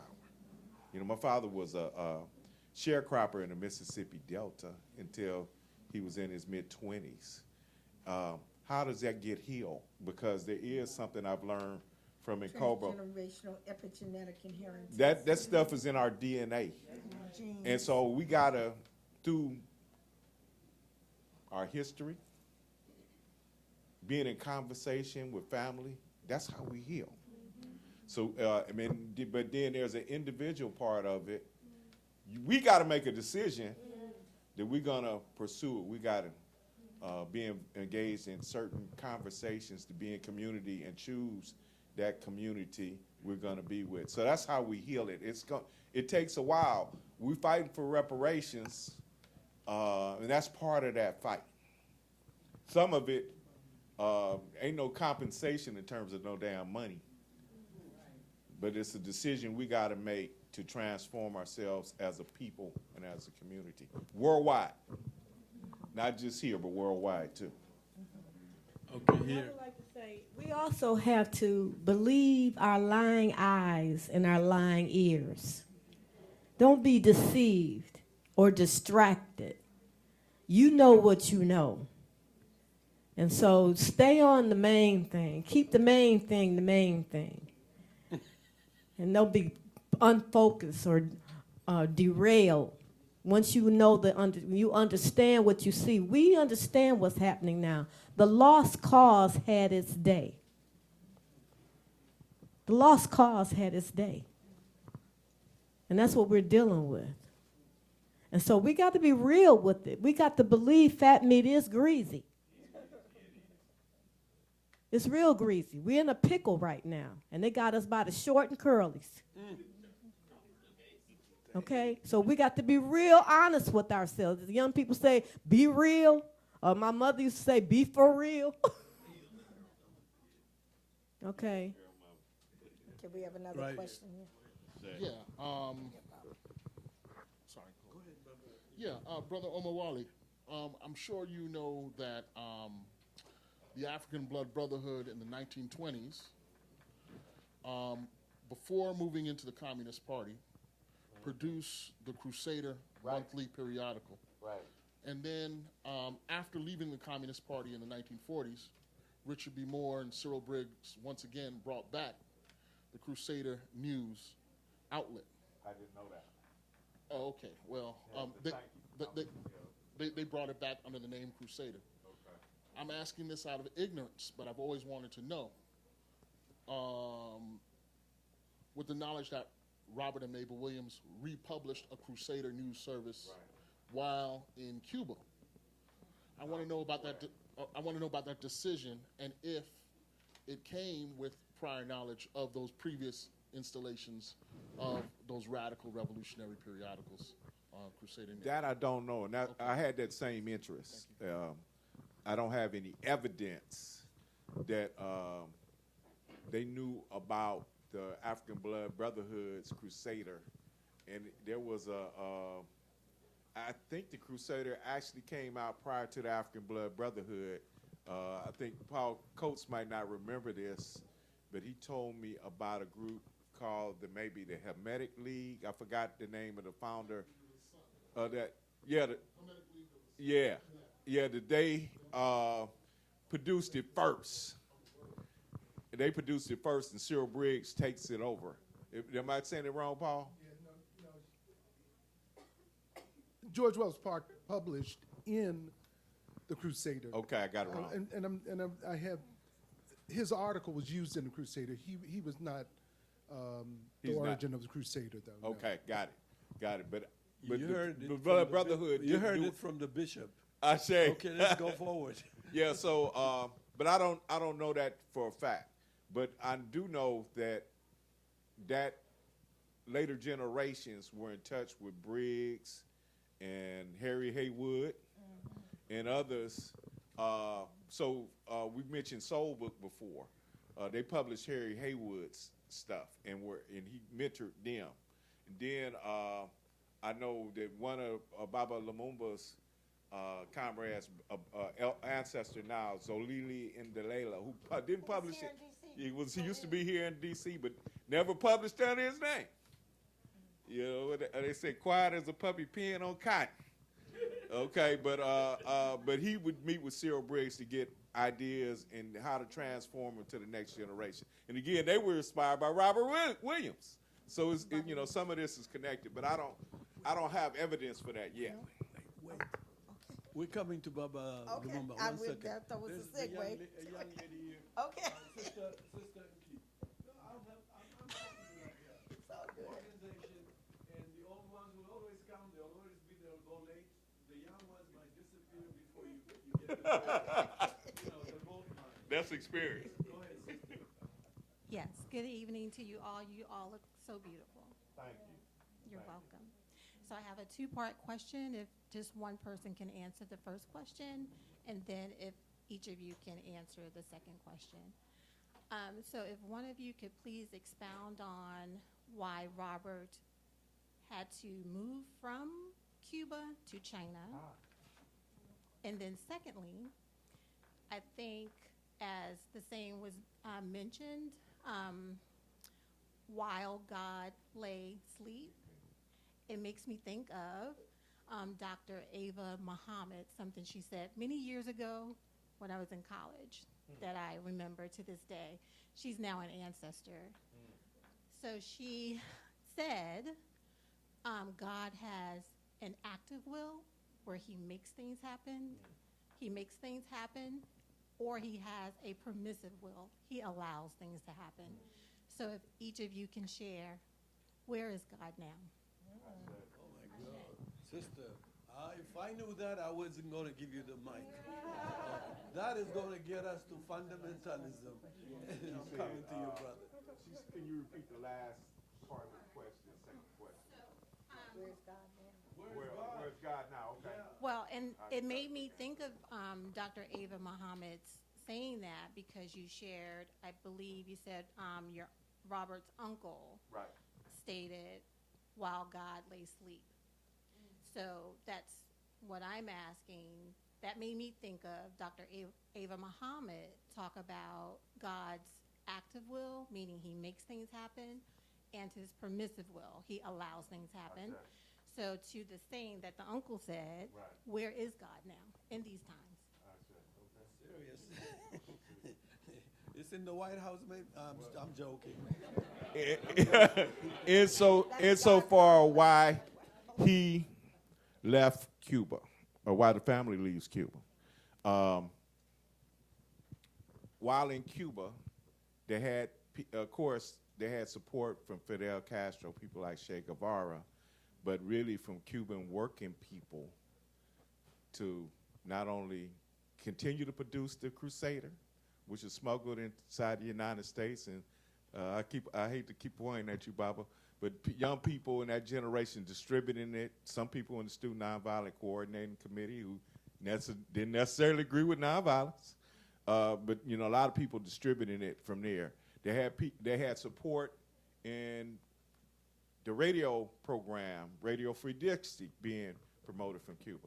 At the same time, there are other people in Cuba who might be more aligned with the United States Communist Party. At that time, they weren't feeling Robert Williams. They weren't feeling the Crusader movement. They weren't, and keep in mind, they weren't feeling Malcolm X either.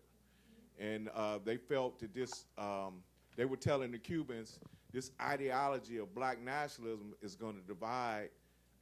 It might be some black Cubans want to separate, you know. So there were people inside the Cuban Communist Party, aligned with the American Communist Party, who were trying to who were making obstacles for their work. He even felt that there were some attempts to sabotage his connection with activists in the United States. Okay, so Robert Williams had allies who were communists. He called revolutionary communists, but he had some people who he felt what he called were bourgeois communists, who were opposed to black self-determination, opposed to black revolution. And so he found it difficult as these elements gained more authority in Cuba, within the Cuban Communist Party. It's with the, of course, he's invited to China before he leaves in 1963.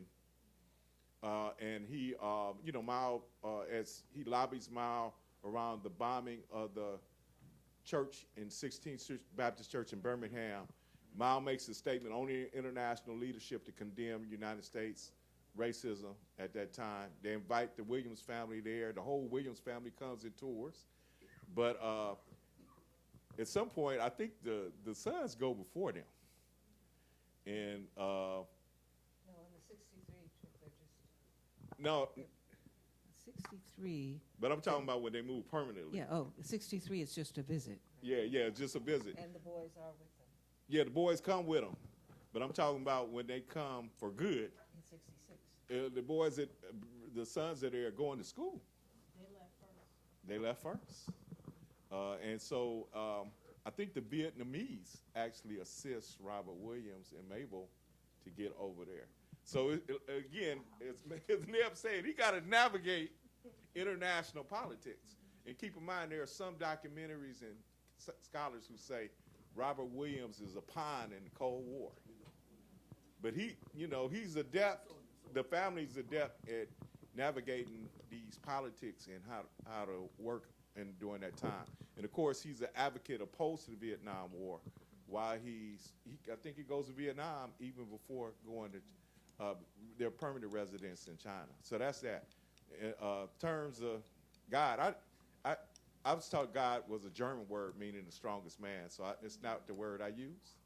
But I believe the creator of the universe exists within us. And we got to be active. We're going to make that manifest. So, you know, if that force is going to work, it's because we're going to make it work. They're not going to bless it upon a people who ain't doing nothing for themselves. Okay. I believe in response to what God is thinking or waiting for or looking for or what he's doing. I think God is waiting for us to make up our mind. Because the scripture says a people with a made-up mind can do anything. That's where the Tower of Babel came from, because they were climbing all the way up to heaven. And he had to confound the language, you know. Because, see, the lost cause, they got a made-up mind. They have made a decision. And so now we have to make a decision. And when we make that decision to come together with a made-up mind, we can do anything. Okay. Dr. House is going to respond to the last part about God, and then we're going to... Yeah, I just say that even though Rob showed all of those ways of self-determination and, you know, the conviction, I'm going to do this the way I believe, this is the path I see for myself. He does say several times in the memoir that he realized that there was some spiritual intervention at points in his life, right? He did affirm that. He talked about an angel. He talked about just when he thought he couldn't figure out what to do next or how he was going to get out of the situation he was in, especially in that effort to get back home. He thought at moments, you know, I've come this far and I can't even get back home. and he felt that there was an intervention there. So I agree with Akinyele. It's about our choosing, right, to proceed in the path that we've been called to. But it's also an affirmation that we do get help from forces over which we have no control, right? Yeah. And I'll just add to what Akinyele said about the problems that led to their deciding they should leave. And he decided it was time to leave, right? Just as he decided it was time to leave China. I just wanted to mention the Vietnamese and the role they played. They, according to the way he tells the story, the Vietnamese recognized that he was in a really, really difficult situation, right? He was critical of the Soviets. He was particularly critical about the Cuban crisis. He felt that Khrushchev really betrayed the Cubans. He was critical of the Soviets, and he was leaning more and more to the Chinese in terms of ideological preferences, right? And then he had the problem with those American members of the Communist Party, right? Who were basically saying, no, we won't support you because you're a nationalist, and you don't believe in black and white and fight, which has been our mantra forever, right? And they were in his way, and they were bad-mouthing, they were creating difficulties for him. So the Vietnamese realized that he was having trouble with that, and they made an offer. They said, come through Vietnam. We're going to invite you to Vietnam. You'll go from Vietnam to China. So they really paved the way for him to make an exit without alienating, because he said he had really come to love Cuba, and he was really sad to leave Cuba, but realized it was time for them to move on. All right. Baba Lumumba, you have the floor. Can you hear me? I came here as a person who was involved in most of this stuff from, at 81, really back in Oakland, and involved. I was a member of the Republic of Africa. I was a member of RNA. I've been, as people know, and the clarification of the issue of the essential question of Robert Williams has to do with race. It has to do with black nationalism versus internationalism, if you will. It has to do with the goal. And I do a lot of talking there. The civil rights movement is essentially an assimilationist movement. Was Robert Williams started out as assimilationist and became a black nationalist? And if so, what did that mean, and how did that project itself? How did it result in him having to leave Cuba? What happened to him when he made that move? Because in reality, I have a T-shirt that has a picture, half of Malcolm X and half of Martin Luther King in one. In fact, I have some in the car. If somebody wants one, and I have two truths, which is a fundamental dilemma that we've always had. When I tell people I was in Oakland when the Black Panther Party supposedly was started by Huey Newton and Bobby Seale, which ain't true at all. They changed the name. The Black Panther, early Black Panther, they said it was black power. It wasn't power to the people. It wasn't internationalism. It wasn't we're here for everybody. We're here for black people. We're here for black solidarity. And it's sort of like that fundamental issue gets glassed over.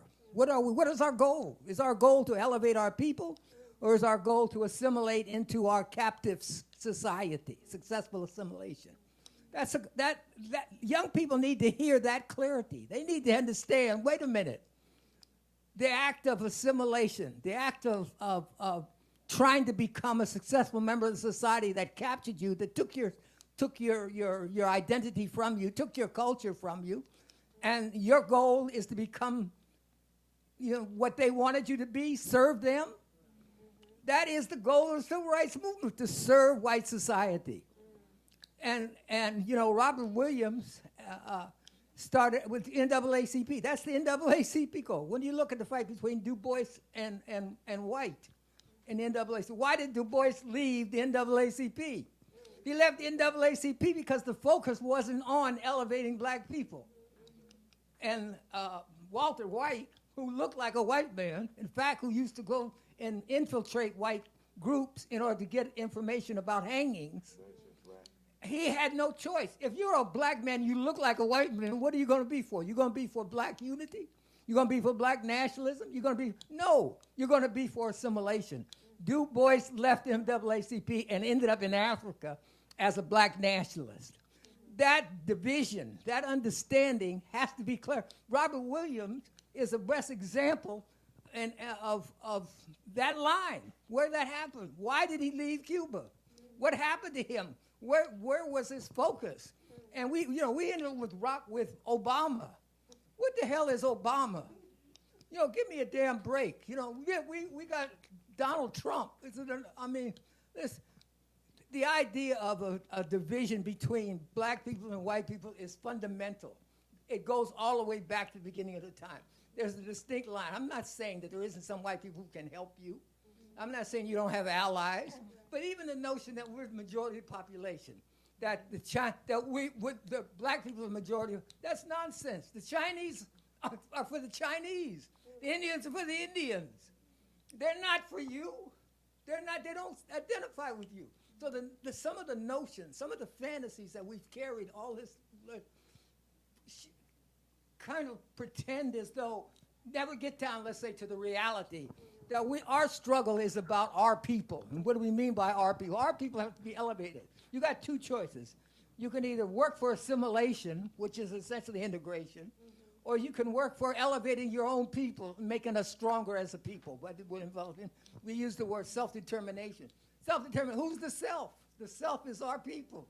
We can't chase and run away from the notion of race. We can't do it. And when we do it, we confuse our people. How do we go from black power to Black Lives Matter?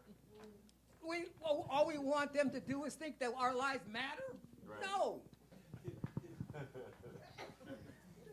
Yes, I just like to say that I'm not going to smash you because I have, let's say, 90% agreement with what you said. But I, as a person who worked with and knew Brother Malcolm, and I was a pallbearer at his funeral, and what I am now at 87, I'm now focusing on two things. The absolute necessity of black unity, getting those people together. At my age, if I have 20 young black folks and I talk to them and I say, who want to be a part of a serious black movement?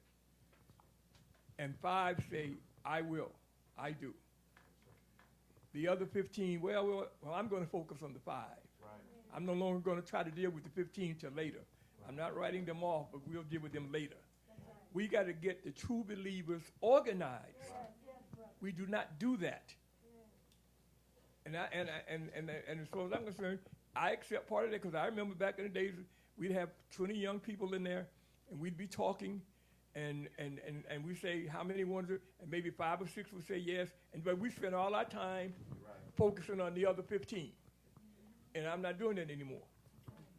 And so when I take those 5 and start doing something concrete that those 5 can do. So I think that what I learned from Brother Malcolm more than anything else was the need for black unity and the need for Pan-Africanism. Yes.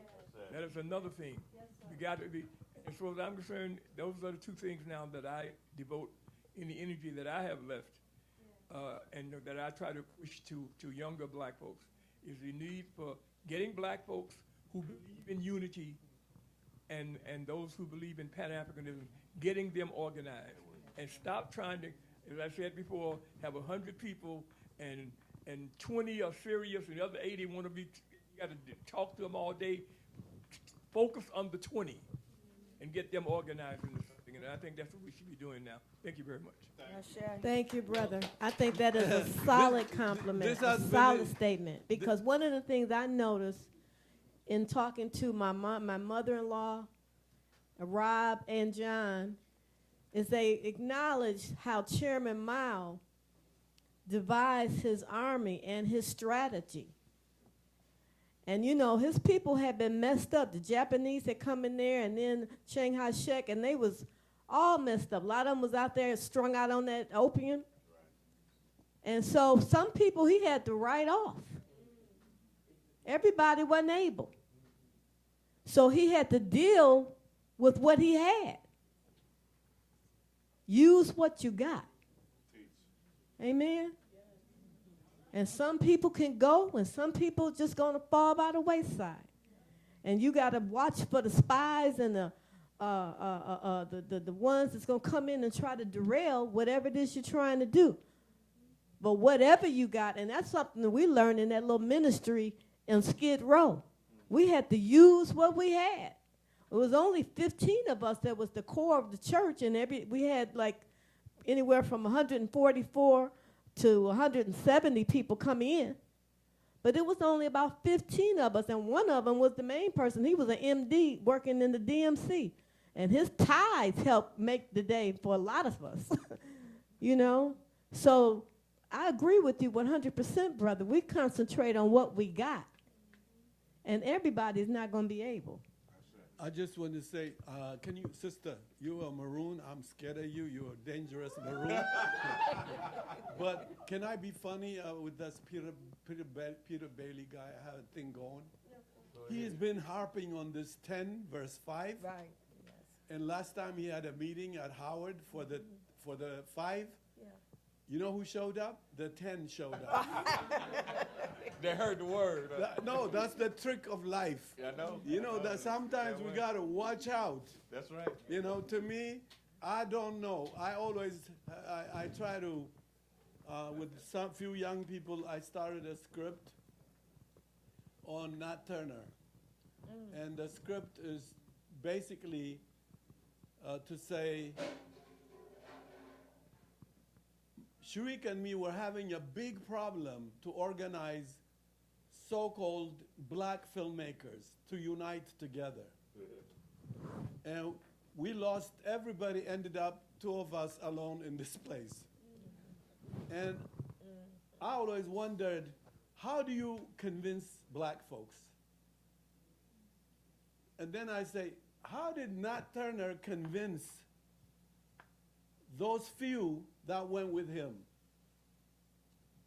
And that's when I learned the secret of this dialectics, that it's not mechanical, it's not quantifiable, it's not a truth you catch like a mouse on a trap. It is a flexible fluid. Black folks are complex. Every day my life, first I thought I knew when I made my films earlier. I knew black folks, Africa. Now I'm just saying I'm not sure. Every script I write is a guerrilla warfare. Retreat, forward, etc. Why? A complex experience creates a complex psychological state of mind, in my view. And we better not be prefabricating anything.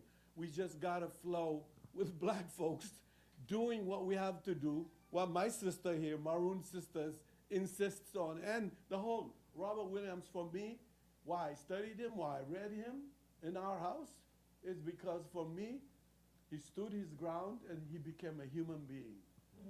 With human face, he proposed armed struggle. Not without human face. This is where we sometimes confuse. To me, revolution, if it's mechanical, it's not good for people. We see now what's happening to the early revolutionaries countries.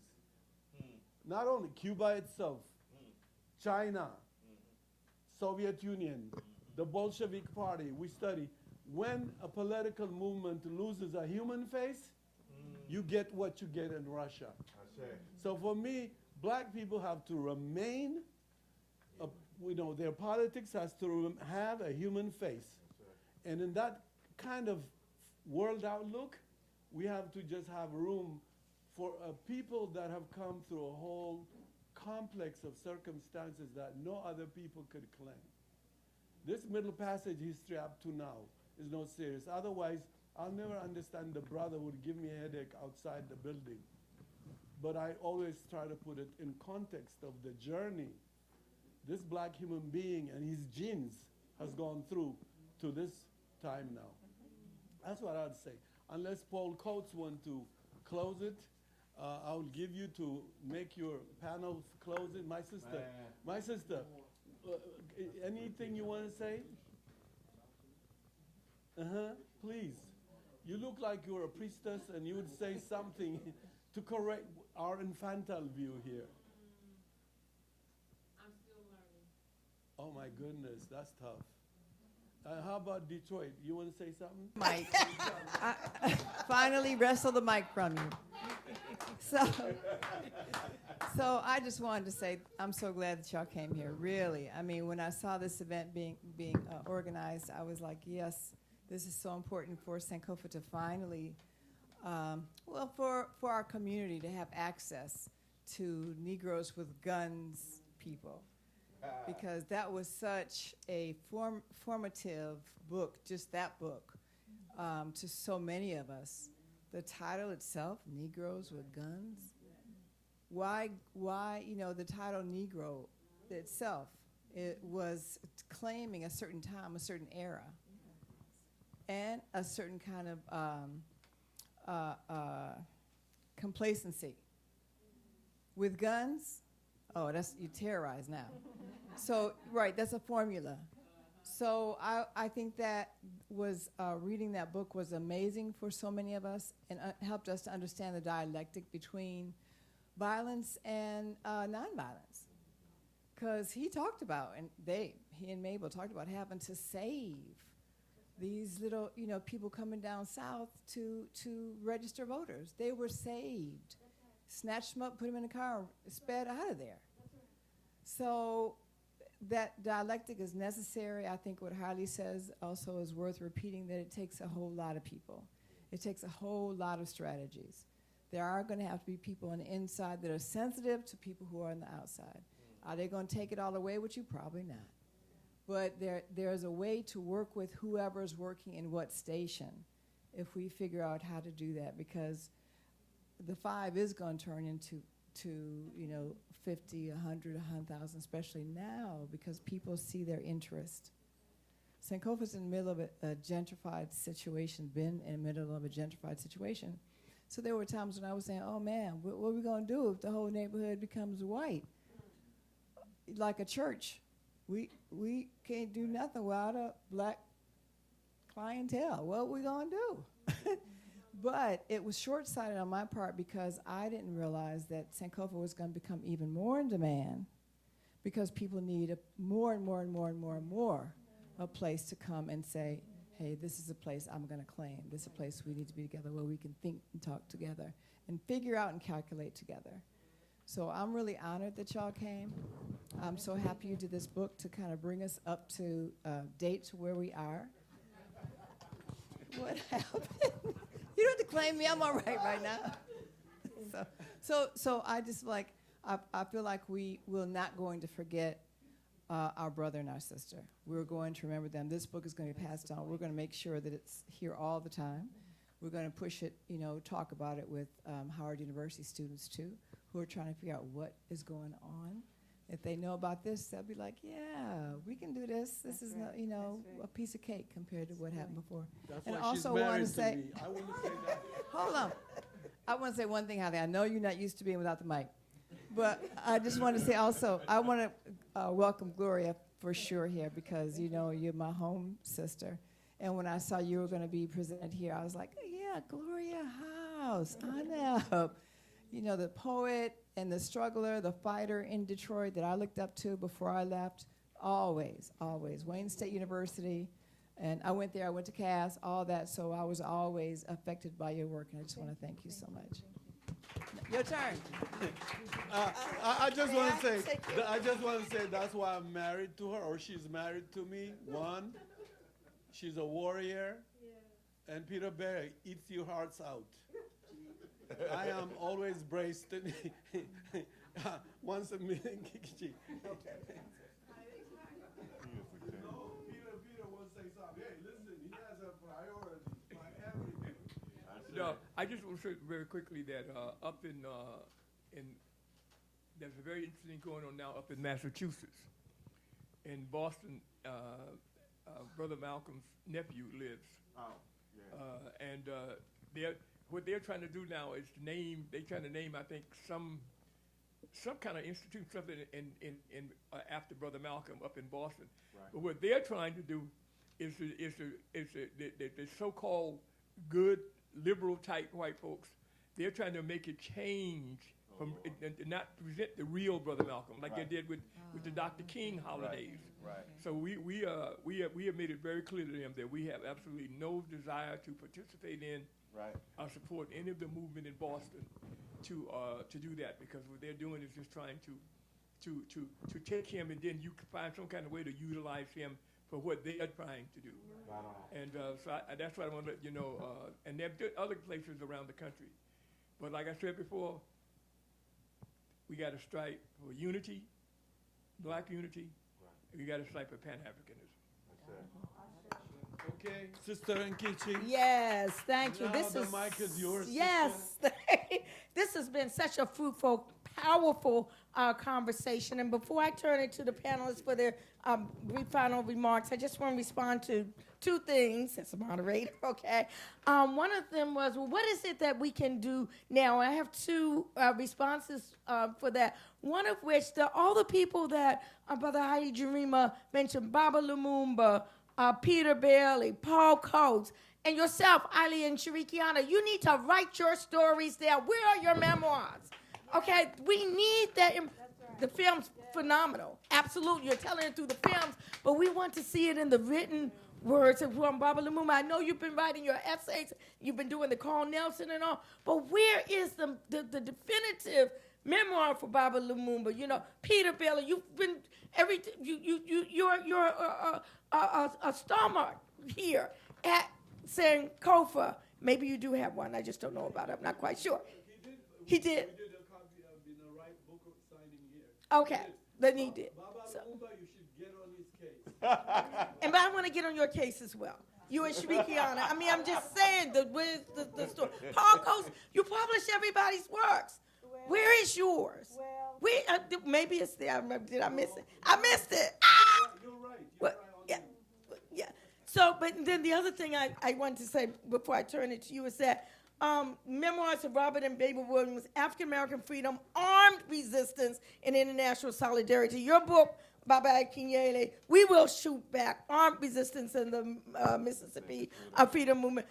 What I wanted to say kind of harkens back to what you said. There's an overground and there's an underground. We need everybody, okay? We need armed resistance, but we also need those who are going to open up their houses, okay, and have those bunkers underneath the houses, who's going to deal with the safe passage to Canada or wherever we're going to go, who's going to legally support the people once they get arrested. There is a role for all of us in this movement, okay? We need to know how to self-defense and protect ourselves, but everybody doesn't necessarily have to be part of the actual underground. But we all need to support the movement. They had mutual societies back then. We have mutual societies today, okay? But all of it just needs to be combined together, and that's just what I wanted to say. So now, I just thank you all for the work, the monumental work that you have brought to life for a new generation of people who knew nothing about the stories of Robert Williams and Mabel Williams, or their sons, John and your husband John and Robert. And I learned so many things that I did not already know. So I'm going to turn it back to you all now for some brief closing statements before we leave. I'm not saying, everyone has a mic there. Got a mic. I don't know how we, wait. Who do we want to close it out? So first, second, and third. Aneb, close it out. Aneb, okay.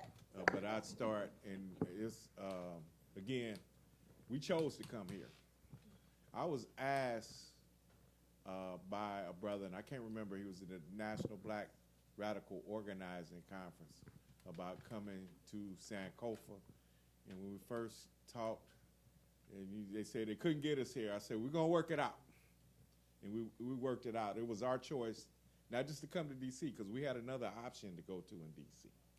But again, we decided to come here. I know why we decided to come here, because we've had such good feedback and such positive energy from everybody here. Please talk to your folks about the legacy of Robert and Mabel Williams. I'm told that this is on Facebook Live, right? Am I right? But you got it documented, so I'm hoping we can circulate it. But so when we get it, we want you to circulate it to those of you who have social medias, circulate it through your social media networks. Because again, we were given a charge, and part of that charge was to talk to not only future generations, because some of us, even my age, have forgotten who they were and what their legacy is about. So we want not only just to support the book, but to take what you learned tonight and to share it with other folks. So thank y'all. No, brother, let me just say something. I think if you guys would help us, I think we can do a larger event at Howard. Okay. If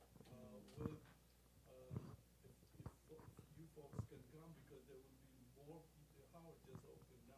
Right. So we can get a bigger auditorium, because I feel that's how, Nkechi, we could talk later. But if we can get you folks to come in, Howard would be the best auditorium. We'll secure things. Okay. Well, that's a bet. I'll just stop there. But thank you all for coming out, and I'm going to pass it to my sister, Lisa. Well, I just want to admonish what my sister just said a few minutes ago. There are so many awesome people in this audience. Brother Paul Coates, brother from Sankofa, Brother Bailey. And I just want to admonish you, please.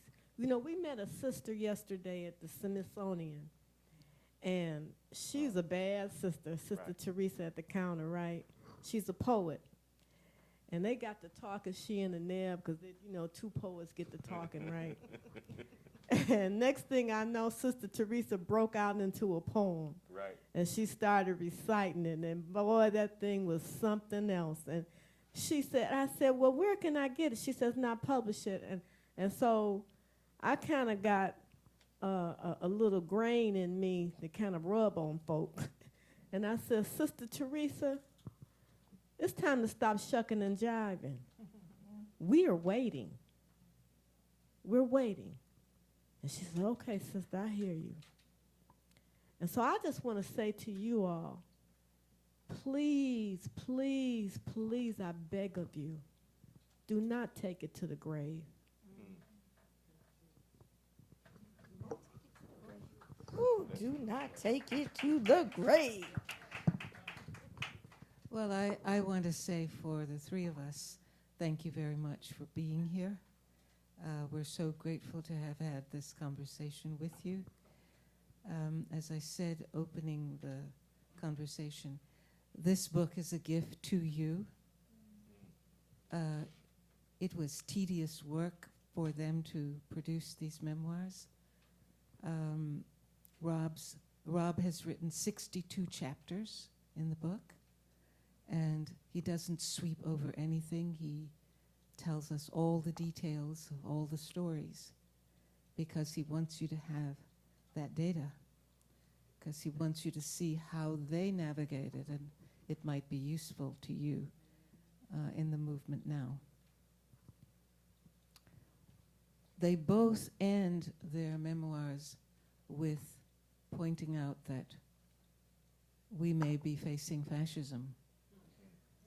And in many ways, their memoirs are prophetic, because here we are, right? Mabel says explicitly, don't assume you'll always live in what's called a democracy. She says that. That's one of the last things in her part of the book. So I'd like to come back to the question the sister asked us about where is God? And I like the idea that Rob came to assume, no, God is not sleeping. He came to the conclusion there are forces that intervene on our behalf. But what are we doing right? Not once a year, not every now and then, but what is our daily and weekly practice engaged in our movement for liberation? What are we doing? And as we insist on our own discipline and commitment to the movement, we will see the ways in which we get the help that we need. It'll become clear to us, and we'll be able to power on. So I would just like to say thank you. I'm grateful to your presence here. I'm glad to be able to go and shake Brother Coates' hand, because I know his role in publishing of our Black literature and Black history. Thank you so much. And 3 of my sisters have already been telling me about Brother Bailey and how they're into, oh my, we have Brother Peter Bailey. Okay, so I'm so happy to have met him, and of course, to meet the brother and sister who gave us Sankofa and so many other things that we treasure. Thank you, thank you, thank you, thank you. Reverend Lisa Williams, Dr. Akinyele Umoja, and Dr. Gloria Aneb House. Let's give it up for them. Thank you very much. Nkechi Taifa.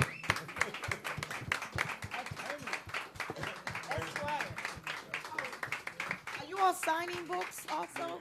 I mean, if you want your books signed, I think I'm not sure the protocol. Yeah, I can't get out of this chair. We go back to that table we're at. That's probably the most comfortable.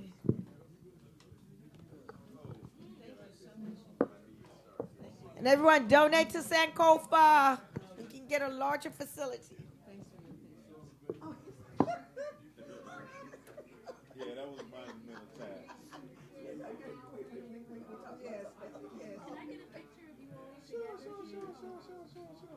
I appreciate this so much. I'm getting emotional. Oh, that's a good thing. It is a very good thing. You might need that photo for the Reveal newspaper too, so send it to me. I will. Hold on. Let me get a picture of the 3 of you all.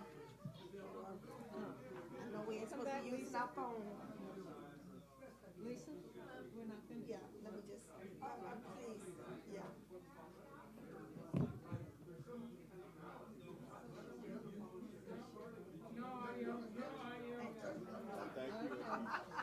Thank you for being here for Actually, I'm catching a flight tomorrow to Miami. I know. I know. I have to pack.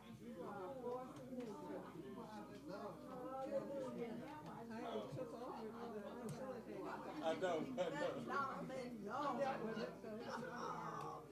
This is the question I want to ask. It's his spot, right? I read somewhere that John, his memoir needs to come out.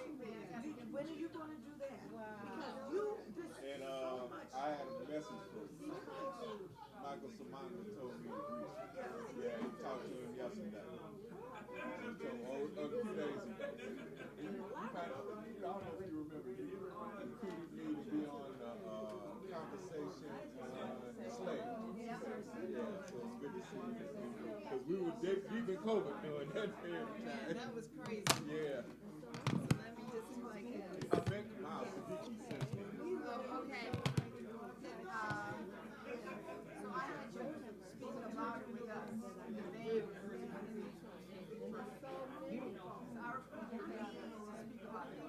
Yeah. I had to read it too. You sent me a copy of the book I read. That was a gift.